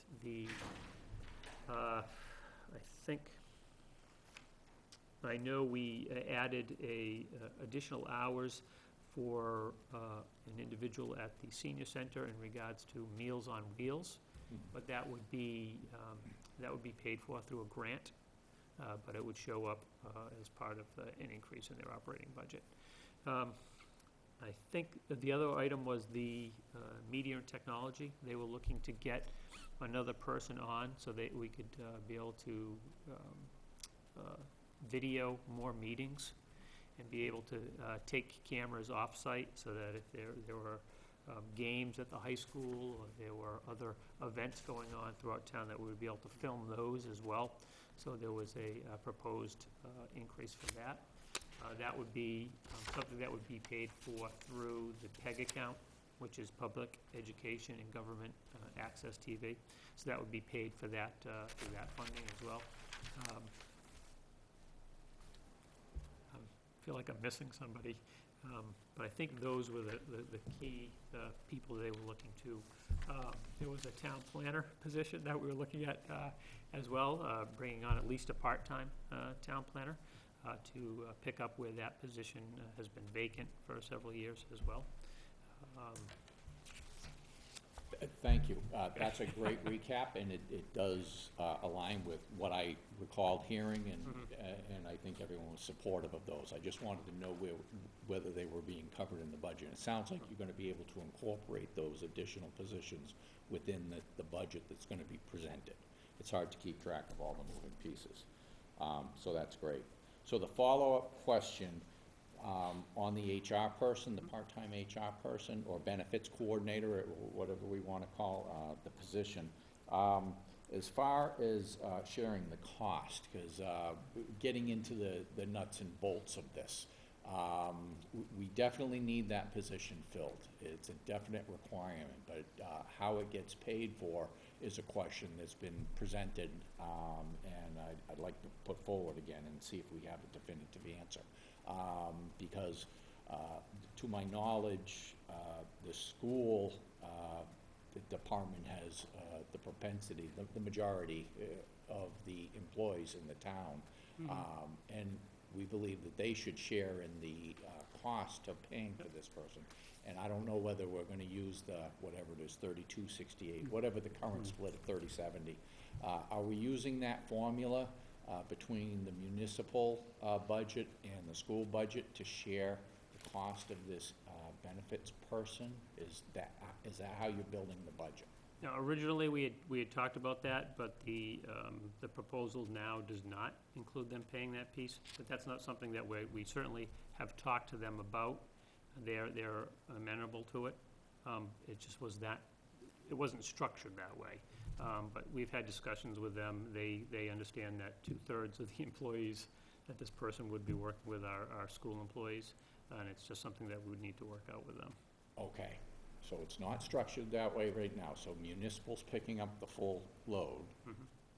What I've been hearing the last 3 years is municipal is right on the razor's edge, and we haven't been able to get into the nuts and bolts of the school, so I don't know whether, do they have more, what my belief is, they probably have more flexibility on their side, potentially, than the municipal side, okay? I don't have facts or figures to back that up, but that's not my fault. I'm not given the facts and figures. If I was, then I would be able to present a case here. All I can go is what I understand and what I do believe.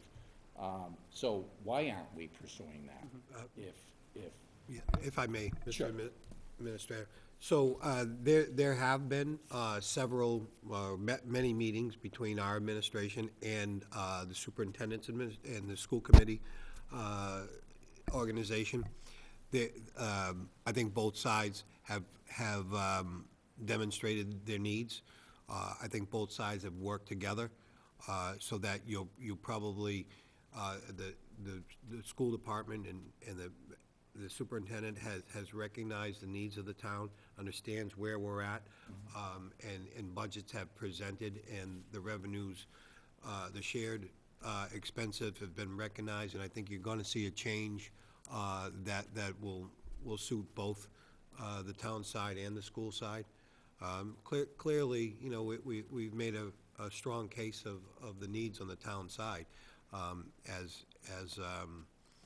it's just there. We've recognized it, been there for many years, and I think both departments are working together, as we always have in the past. Okay. So that when we do go to the town meeting, we can all agree, Finance Committee, School Committee, and the Board of Selectmen, present one budget that we all support to the town, and I think that's what the town expects us to do. And we are really going down that path. We haven't had any bumps in the road.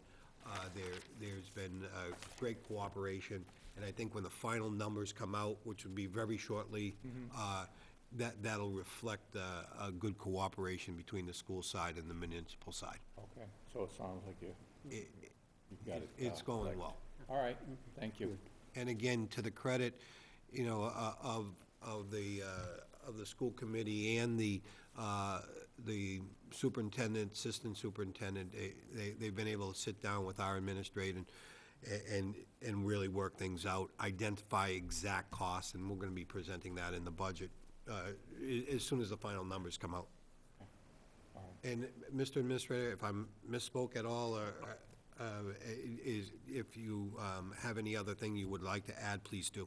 No, and just as part of that cooperation, we have talked to the school department superintendent and assistant about the HR position, and fully that they understand that's it's part of something that would benefit them as well. It's just, we haven't worked out the details in regards to that, whether it's something that's covered through the healthcare piece on the school side, or how we've worked that out, but we've certainly talked about it several times. Okay, wonderful. Some progress. Thank you. Yes. Any further questions from the Any further Finance Committee? questions from members? Mr. Mellon?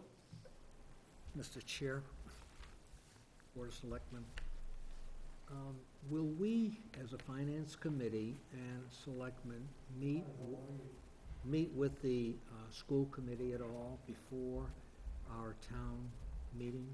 A tri-board meeting. We have a tri-board meeting scheduled? I don't have one scheduled, but I can certainly talk to the superintendent about putting one together. Can we get that done?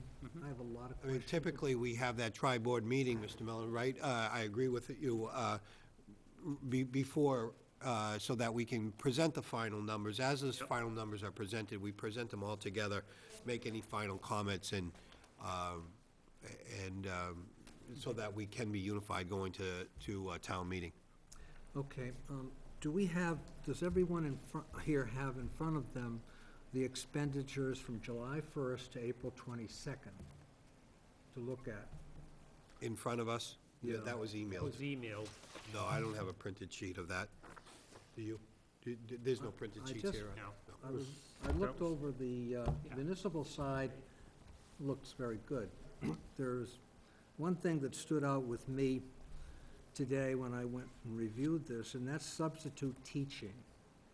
I took 5 figures here and came up with $48,510 deficit, meaning there was an over amount spent for these 5 areas, which included obviously the middle school, the elementary school, and the high school. And I was kind of wondering about something like that when the school goes over the budget number.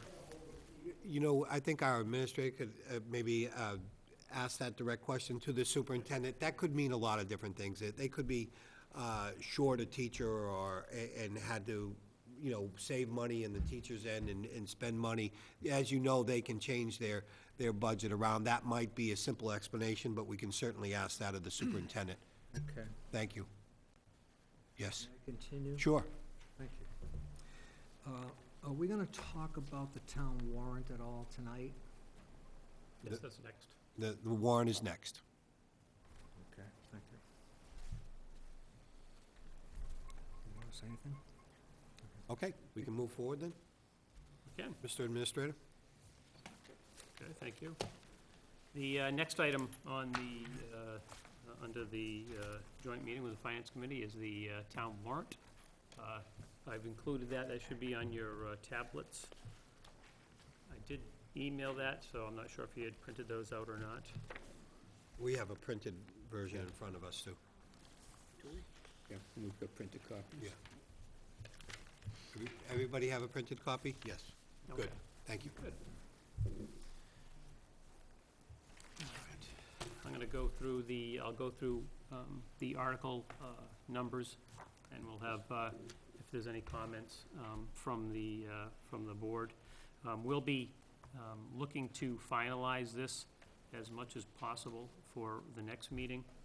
The town meeting warrant would have to be posted on May 3rd, which is a week from tomorrow. So we would receive a document next week in regards, looking to get signatures in regards to that. So we may want to, this evening, if we wanted to vote the articles to make sure that they would be included on that warrant, we can take care of that during the week. And then as well as we'll be looking to finalize some of the financial numbers that go as part of the town meeting warrant. But I can go over each article and explain that, and then the board can choose to vote to include that in the warrant if they choose. Okay. The first article, Article 1, is to bring forward the ballot of the selectmen and the assessors and Board of Health members that have been voted. This is a boilerplate article that we have on every year. I worked with the town clerk to make sure that the information there is accurate in regards to what elected member is running for what term. The town clerk has seen that and has approved this language. There is no need to change anything in regards to Article 1. If the board We wishes. need a motion to place Article 1. Are we doing place and support or place? I would be just, I would think we're just voting to place them this evening, right? You could, Because there's too much work left to Right. be done on. Mr. Chairman, I'd like to make a motion to place Article 1 on the annual town meeting warrant. Second. Discussion? All those in favor? Aye. Aye. Opposed? Abstained? Carries 4-0. thank you. The second article, Article number 2, is the report of town officers and committees. Again, this is, I believe we have, there's 2 town committees that we typically take up, but this article is a standard article that we do every warrant. And Mr. Administrator, feel free to couple several articles together so that we can move through this, because most of these are just, form that we go through every year. Okay, there'd be Article 2 and 3, at least. Yep. If the board wishes to take these up to the end and vote in one vote, we could do that as well. Or do you want to vote individual articles? Let's just go in sections, yeah. So Article 3, So that would be any officers not named. I know this is a boilerplate. I can't recall the officers that we usually put on that, but this would be a standard article that we have every meeting. this is necessary this year? Do we have anybody to put on that? I can't state that there's an individual. I did meet with the town clerk about these articles, and this was one that was Okay, part of that she did not recommend taking off. okay. We move into, if you wanted to vote those articles. Mr. Chairman, I'd like to make a motion that the Board of Selectmen place Article 2 and Article 3 on the annual town meeting warrant. Second. Discussion? All those in favor? Aye. Opposed? Abstained? Carries 4-0. We move into financial articles. Article 4 is compensation of elected officials. Yep. Currently, it's listed are tax collector, town clerk, and the sewer commissioners. There's a 0 in for tax collector. We're trying to determine what the amount would be, and that may be something that comes up after the ballot question next week, or 2 weeks. Certainly, that's included in the budget, so it's shown in the operating budget, which is where they would draw this from. So there is funding in there, just we haven't put in a number for this one as of yet. And, Mr. Administrator, also you're reviewing a possible proposal for stipends That's for elected correct. officials. I did look back at the last year. There were stipends to determine what the amounts were. I believe it was around 2004, 2005. I did send an email out to the chairs of the elected groups to get their feedback in regards to that as well. Okay, thank you. Article 5. Article 5 would be the budget, which was part of the information I passed out earlier. Article 6 would be, is a transfer from the Billboard Stabilization Fund. We would transfer funds into that for the general fund. Again, with Article 7, we would do that from the Wetlands Protection Act. That fund, additional $5,000 to help defer salary costs. The Article 8 would be transferring money from the PEG account. So we put the media operating budget within the general fund, and then we would transfer this funding to match that exact amount. As it stands, that is the current number for the media account. Article 9 would be transfer from the stabilization fund, which would be, transfer into the stabilization fund. We do have free cash roughly in the amount of $1.1 million this year.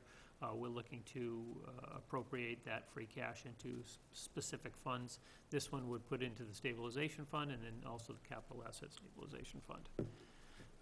Article 10 would also take that free cash, put some of the free cash into OPEB, which is other post-employment benefits trust fund, and then the end would be compensated absent fund. Just as to let the board know, the Capital Asset Management Committee is meeting on Thursday. They would typically vote a recommendation at that meeting. Article 11 would be the capital improvement projects coming forward for 2017. As a draft capital asset management plan, they're looking to use just free cash that's available this year for the projects listed here. Mr. Chair? Yes. Through you to the town administrator. If the project that they recommend ends up turning out to be a lesser cost, will that money then go back to free cash, or how would that happen? Yes, if the Capital Asset Management Committee recommended, for example, not to fund any of these projects, then I'd recommend that they appropriate or recommend an appropriation of that free cash, whether it went to a stabilization fund or some other means. Okay, thank you. Mr. Chair? Yes.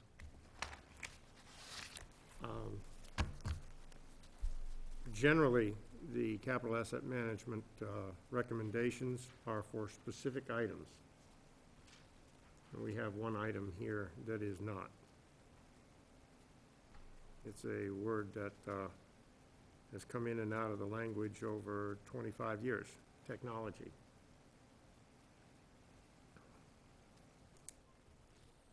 I think we should have a specific there as opposed to a generic.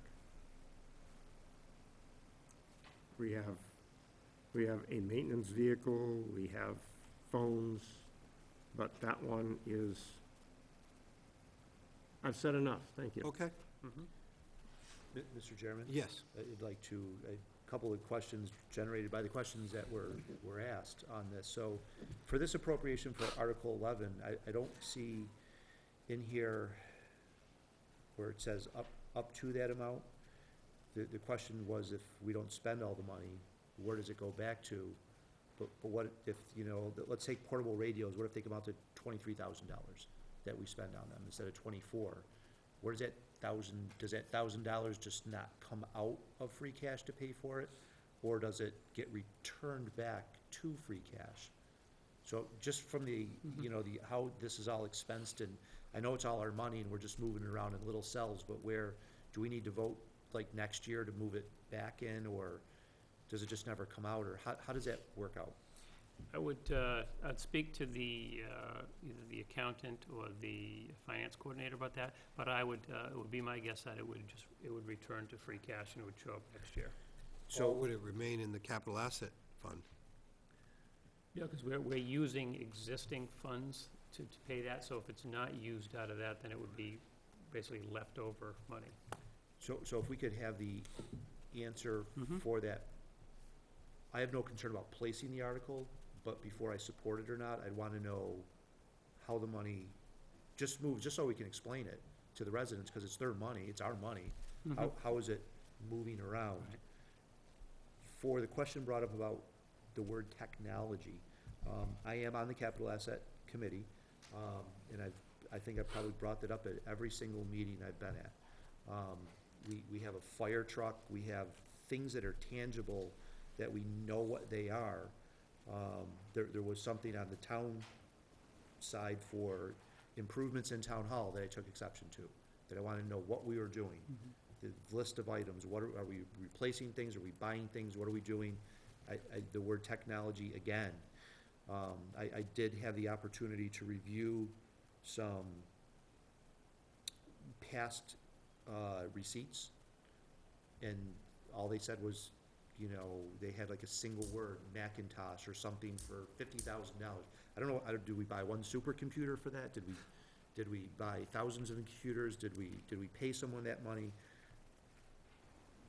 I know I'll probably never get my question historically answered where that money was spent, but moving forward, I wanna know what the intent is. Are we planning on buying 20 computers, 50 computers, computer carts, services, wiring, like, the hell are we doing with the money? So I'm gonna request it at the meeting on Thursday. I agree with Selectman Lambert, I'm gonna request it now. If there's not specific items that are listed that we're intending on buying for it, I can't support it, and I won't support it. Mr. Administrator, if we could address that with the superintendent, thank you. Okay, moving on to, The next article is Article 12, the Sewer Enterprise Fund, I'm sorry, was there a question that I missed? Okay, I question. didn't want, oh, No question, Mr. but Mellon, go ahead. I've always felt the same way, and Corliss Lambert just brought up this point. In technology, we're talking things that are like in space sometimes, instead of tangible items that you just mentioned. So they should be defined by the IT people, so that you can have a constructive amounts for that $50,000, for example. So Okay, yep, agreed. So we'll move on, Article 12. Article 12 is the appropriation for the Sewer Enterprise Fund. I believe the Sewer Commission is meeting this Thursday. I know they've been working with the Finance Coordinator over the last week or two in regards to finalizing those numbers, so those will change. Article 13, again, is the Ambulance Enterprise Fund. I know the Ambulance Study Committee had met last week. This article will look similar to the Sewer Enterprise Fund, where they'll list expenses and so forth, and that number should be finalized shortly. We'll have that available as well. Okay, Mr. Administrator, we just went through the financial articles, so if we could have a motion for Articles 4 through 13, please. Mr. Chairman, I'd like to make a motion that the Board of Selectmen place Articles 4 through 13 on the annual town meeting warrant. Second. Questions, discussion? All those in favor? Aye. Oppose, abstain, it carries 4-0. Article 14. Okay, thank you, Mr. Chairman. Article 14, 14B, and 14C, I just listed those that way because they're similar. They all have to do with authorization to enter into contracts in excess of 3 years. The first one is a standard language that we would use for the Board of Selectmen, typically lease purchase agreement, whether it's photocopiers or something similar to that. The 14B is the school committee had asked if they could do a contract regarding transportation in excess of 3 years. This allows them flexibility when they're dealing with bus transportation. And then Article 14C is the one in regards to leasing property for the billboard. And that would be 20 to 25 a year potential. Mr. Town Administrator, if you could ask or consult with Town Council on that, whether that should be separate numbers or... Yes, I just wanted to put them together just for ease of going through them, but they would be separate. There will numbers. be separate numbers. Okay, thank you.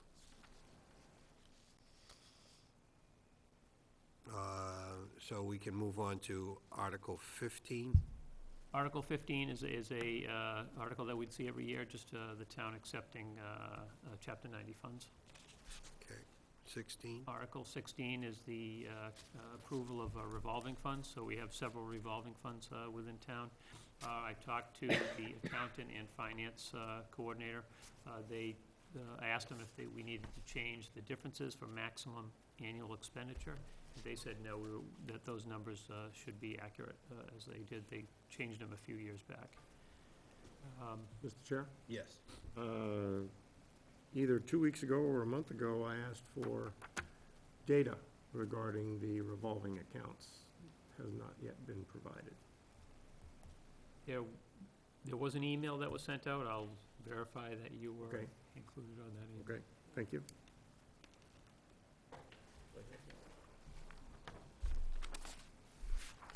Thought I had a copy there, but I don't. Okay. The next is Article 17. It's establishment of a police detail revolving fund. I believe the board voted to support the chief in that in the past. That would be added on to those revolving funds next year, but because this is new, it's a separate article right now.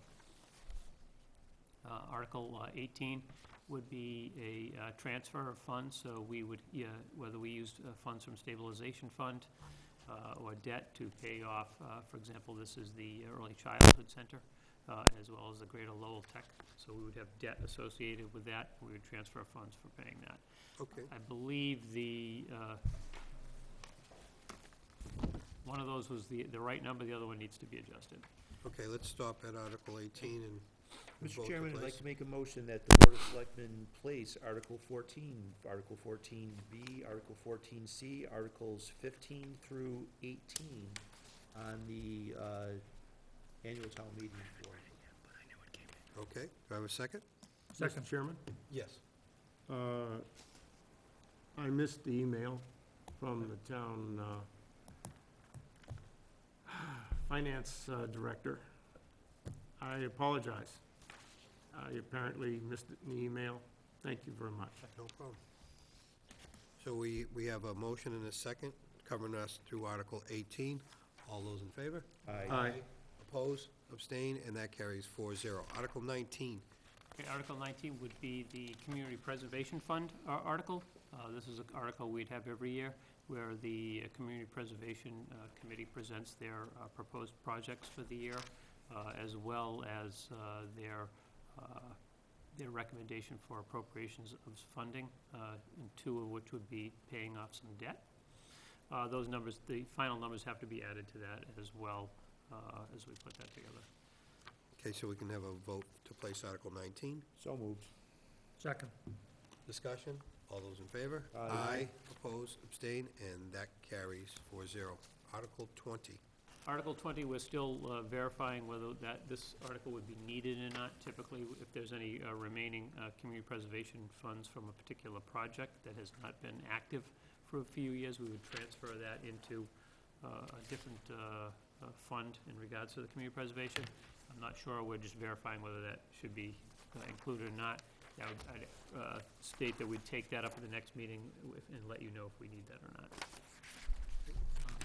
Article 21 would be transferring funds for the town collector's retirement. Still working and finalizing the number. The original number was about $12,700. It's less than that now, and we're just going to verify what that number is. And that will be, we'll have that number next week? Yes. Okay. Article 22. Article 22 would be, this was a article in regards to transferring funds from the Charles George landfill back tax settlement to be used for Flint Pond and Lower Flint Pond. We just want to verify the language with the town accountant and the finance coordinator, and because we have not received those funds yet, we can't say that we're going to appropriate those funds yet. So we're working on how can we address that, the language of that And article. this will be in addition to the CPC money? It would be. Okay, thank you. So if we want to bring the vote up to, oh, Mr. I'm Chairman? sorry. Yes.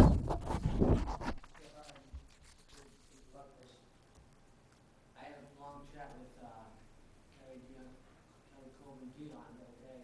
She said those funds would not, even if they were received before town meeting, that they would not be available this year. They'd have to be put into free cash and then be distributed to 5 years in 2017. That makes sense. And probably you wouldn't even know whether they were going to be in the budget next year or March of next year. So if you want to pull that one off, that's fine. Okay. So, okay, let's keep going and then we'll, We're kind of covered with Flint Pond under the CPC. right. Additional funding, we could either vote at a fall town meeting or next annual town meeting. Okay, thank you. Article 23 is the authorization to sell surplus property, which was the Lakeview Avenue. We're still trying to work out the details in regards to that. Article 24, the Conservation Commission had put forward, they wanted to change having certified mail to certificate of mail. They thought in some cases that requiring people to do certified mail was just too much money. So that's a Conservation Commission article. Okay, let's bring it up to Article 24. Mr. Chairman, so is Article 20 in or out? Oh, no, I'm sorry, not Article 20. Article 20. 22. My question was, Oh. is Article 20 in or out? So, we, I won't know that till next week. okay. Do you want to place it in and then we pull it? Is there a need to get articles placed tonight so that you meet your timelines and then we can pull it? I wouldn't vote on it now, and I'm not gonna plan on including it, so. Mr. Chairman, I make a motion that the Board of Selectmen place Article 21, Article 23, and Article 24 on the annual town meeting warrant. Second. Discussion. All those in favor? Aye. Opposed, abstained, carries 4-0. The last article is a citizen petition. I'm not 100% clear whether the board would vote to include that, but because the citizen petition met the requirements, that it would be included anyway. If the board wants to vote on that, we would just be, cover all bases. Mr. Chairman, I'd like to make a motion that the Board of Selectmen place Article 25 on the annual town meeting warrant. Second. Discussion. All those in favor? Aye. Opposed, abstained, carries 4-0. Okay, and the special town meeting piece, there are 5 articles. The first one, Article 1, is a transfer from available funds. This is what we do at the, as we approach the end of the year, where we see whether there's a deficit or a surplus in different departments.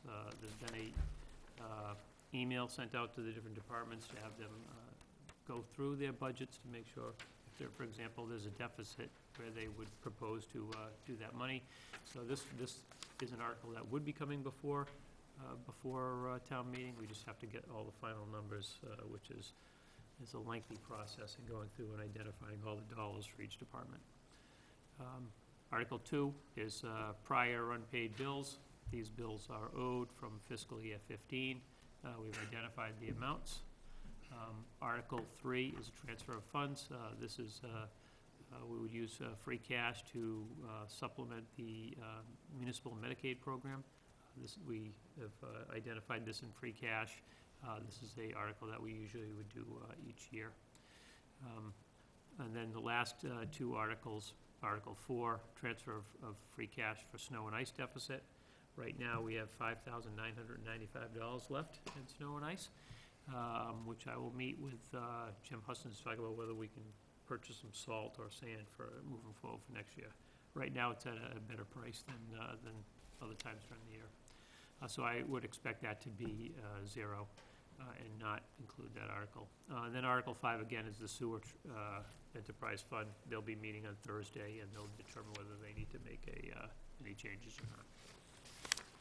So it would be recommended that Articles 1, 2, and 3 would be included. Not 4 and 5? No, not at this time. Mr. Chairman, I'd like to make a motion that the Board of Selectmen place Article 1, Article 2, and Article 3 on the special town meeting warrant. Second. Discussion. All those in favor? Aye. Aye. Opposed, abstained, carries 4-0. Thank you. And that's it. Any further questions? Yes, Mr. If you Mellon. don't mind, I'm curious about Article 7, 8, and 9 as far as the annual town warrant. And my question is, it says submitted by the Board of Selectmen and Finance Committee. Should the Finance Committee be voting that at the same time the Selectmen voted? So you'll be voting to recommend or not recommend as far as placing it on the warrant, the Board of Selectmen can do that. But you'll be definitely taking a vote on recommendation. Am I correct? Correct. Okay. Question, will we be meeting next Monday to take the next steps in terms of doing recommendations for the warrant articles? Yeah, I had been in communication with Darrell Wickens in regards to meeting schedule, and May 2nd is the next meeting, so if the Finance Committee can attend that meeting as well.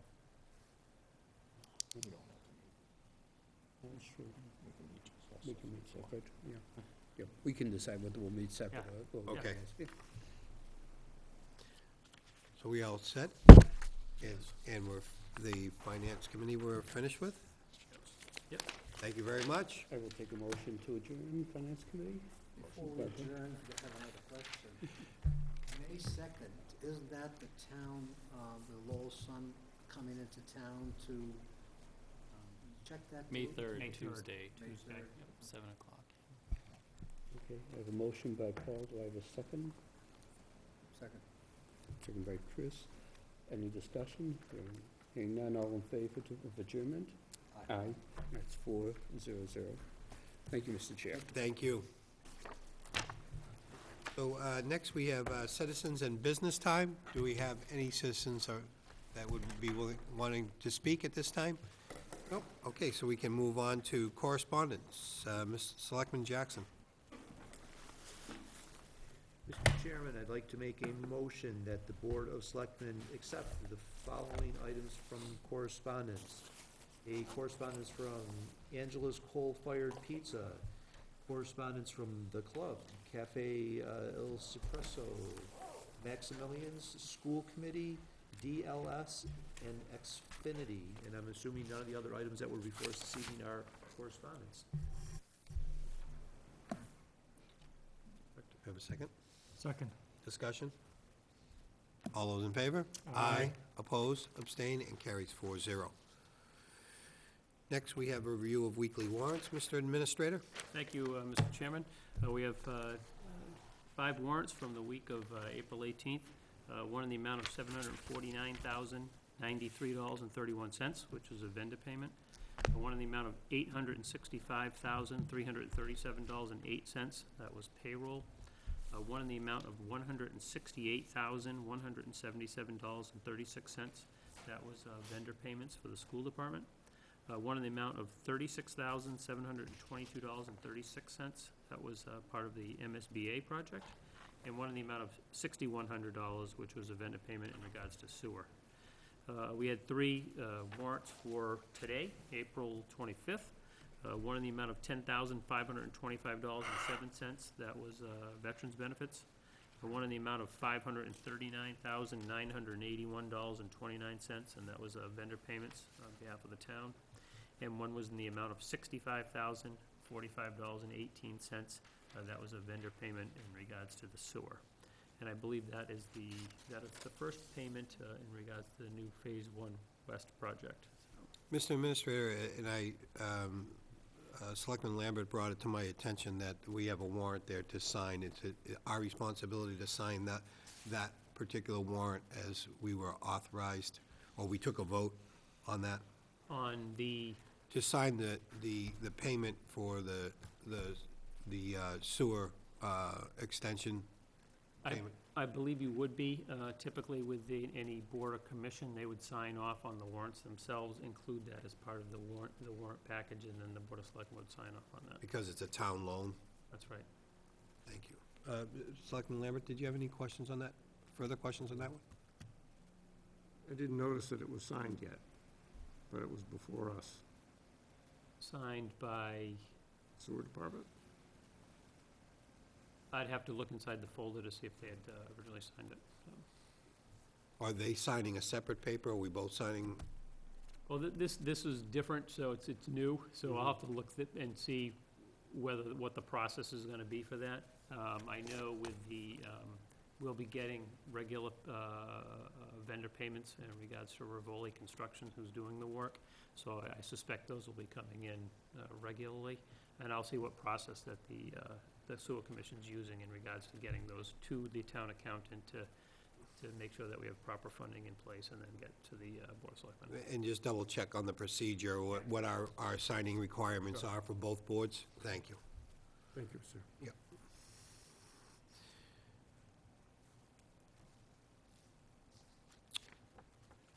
So, Mr. Administrator, we can move on to your administrator's report. Yes, thank you. We've gone over some of the information already, the budget, and especially contracting and procurement. But under other, I did want to bring up that our office was working with the Lowell Sun in order to hold a candidates night. Working with Tom Zupa, who is a editor with the Lowell Sun. we've identified May 3rd, which is a Tuesday, so it would be a week from tomorrow, that would have the candidates' night. Mr. Hanson has notified all of the candidates that are on the ballot to let them know that we're having this evening. We've worked with, in an attempt to stay out of the process, we've got Tom Zupa, as I said, who's an editor with the Lowell Sun. He will be the moderator of the event. We'll be holding it in this room, so it can be televised. The format that Mr. Zupa is going to be holding is that we'll do a welcoming. We'll have any of the uncontested candidates. They'll have 2 to 3 minutes to introduce themselves. There's, I believe, about 10 individuals on the ballot that were uncontested. Then it will be able to provide information or statement to the public to let them know what they're about or what their position is or who they are. That would be up to them. But then following that, we'd begin with the contested races, whether it's the 3 areas of the tax collector position, the Board of Health position, and then the Board of Selectmen. And then the moderator would manage that process. I believe the moderator was looking to get audience questions, but he was looking to get that prior to the meeting or at the early part of the meeting so that he would be able to at least review those to make sure they made sense or if he had questions about those. And that's something that he would be managing for us. Was there did I miss anything else on that? No, I think that's basically it. We do have a draft flyer we're putting together. We hope to release that tomorrow, and that does have Tom's contact information so people can send questions to him ahead of time. And it has the format, and we've already reached out to most of the candidates, so we're in good shape. And the Lowell Sun's going to start publicizing the debate this week. Comments, questions from the board? Fantastic. Okay, very good. Anything else on the administrator's report? I think that's it. Any update on the RFP for the meeting house? Oh, yeah. Oh, yeah. Aha. The RFP, should I say, is on the streets. So we have, it's been advertised where there was a walkthrough, I believe, last week that you had met the architect or the designer out there for any interested contractors that would be bidding on the project. They got to take a look at the First Parish Meeting House. Bids are due, I believe, the sub-bids are due on the 12th or the 14th of May, and then with the final bids would be due on the 18th of May. So we would be looking to review those bids and then hopefully have something in place where we can sign a contract and start this project the beginning of June. Thank you. Any questions from the board? Okay. Sorry, I forgot about that. No, that's all right. That was exciting. And so I'll ask Selectmen's reports from my left. Mr. Chairman, thank you. I'll be brief. I've had a conversation with yourself and Selectman Jackson regarding capital asset management, and the process varies from year to year. I would acknowledge that that it doesn't need to be the same every year. Tyngsborough seems to be functioning in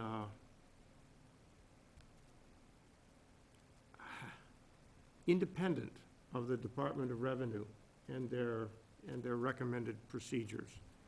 Our bylaw approximates a process which does work.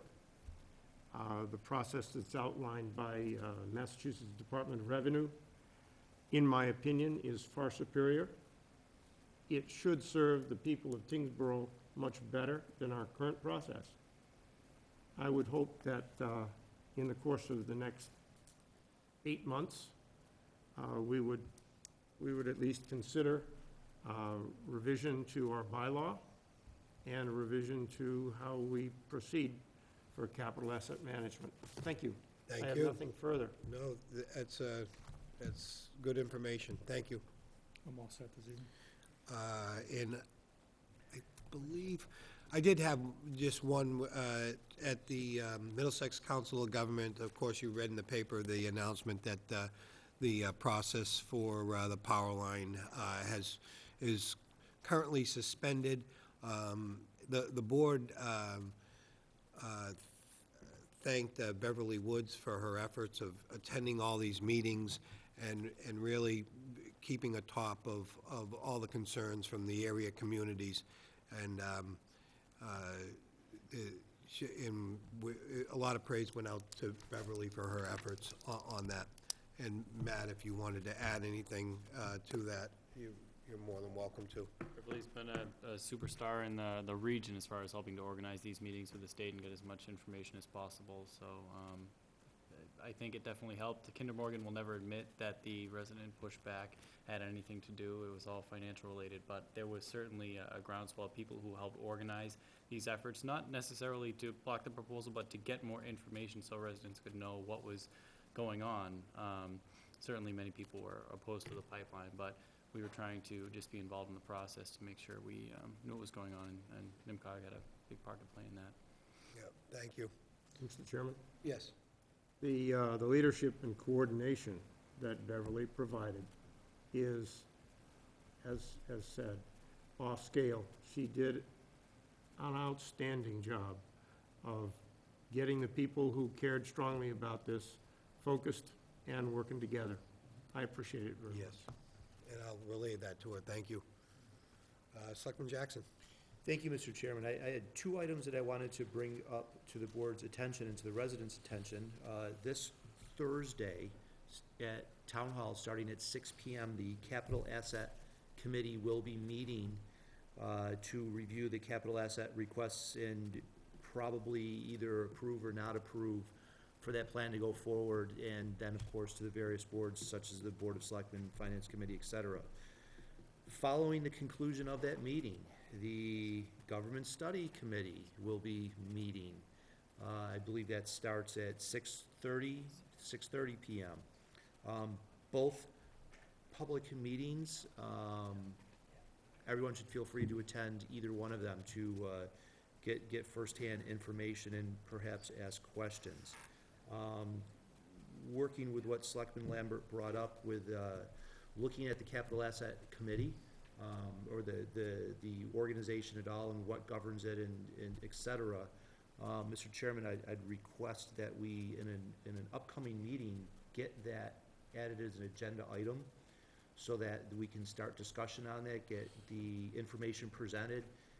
Everything we do just takes so long. If we're to have any hope of getting that changed before we really need to use that again next year for the next budget cycle, we need to start working on it soon.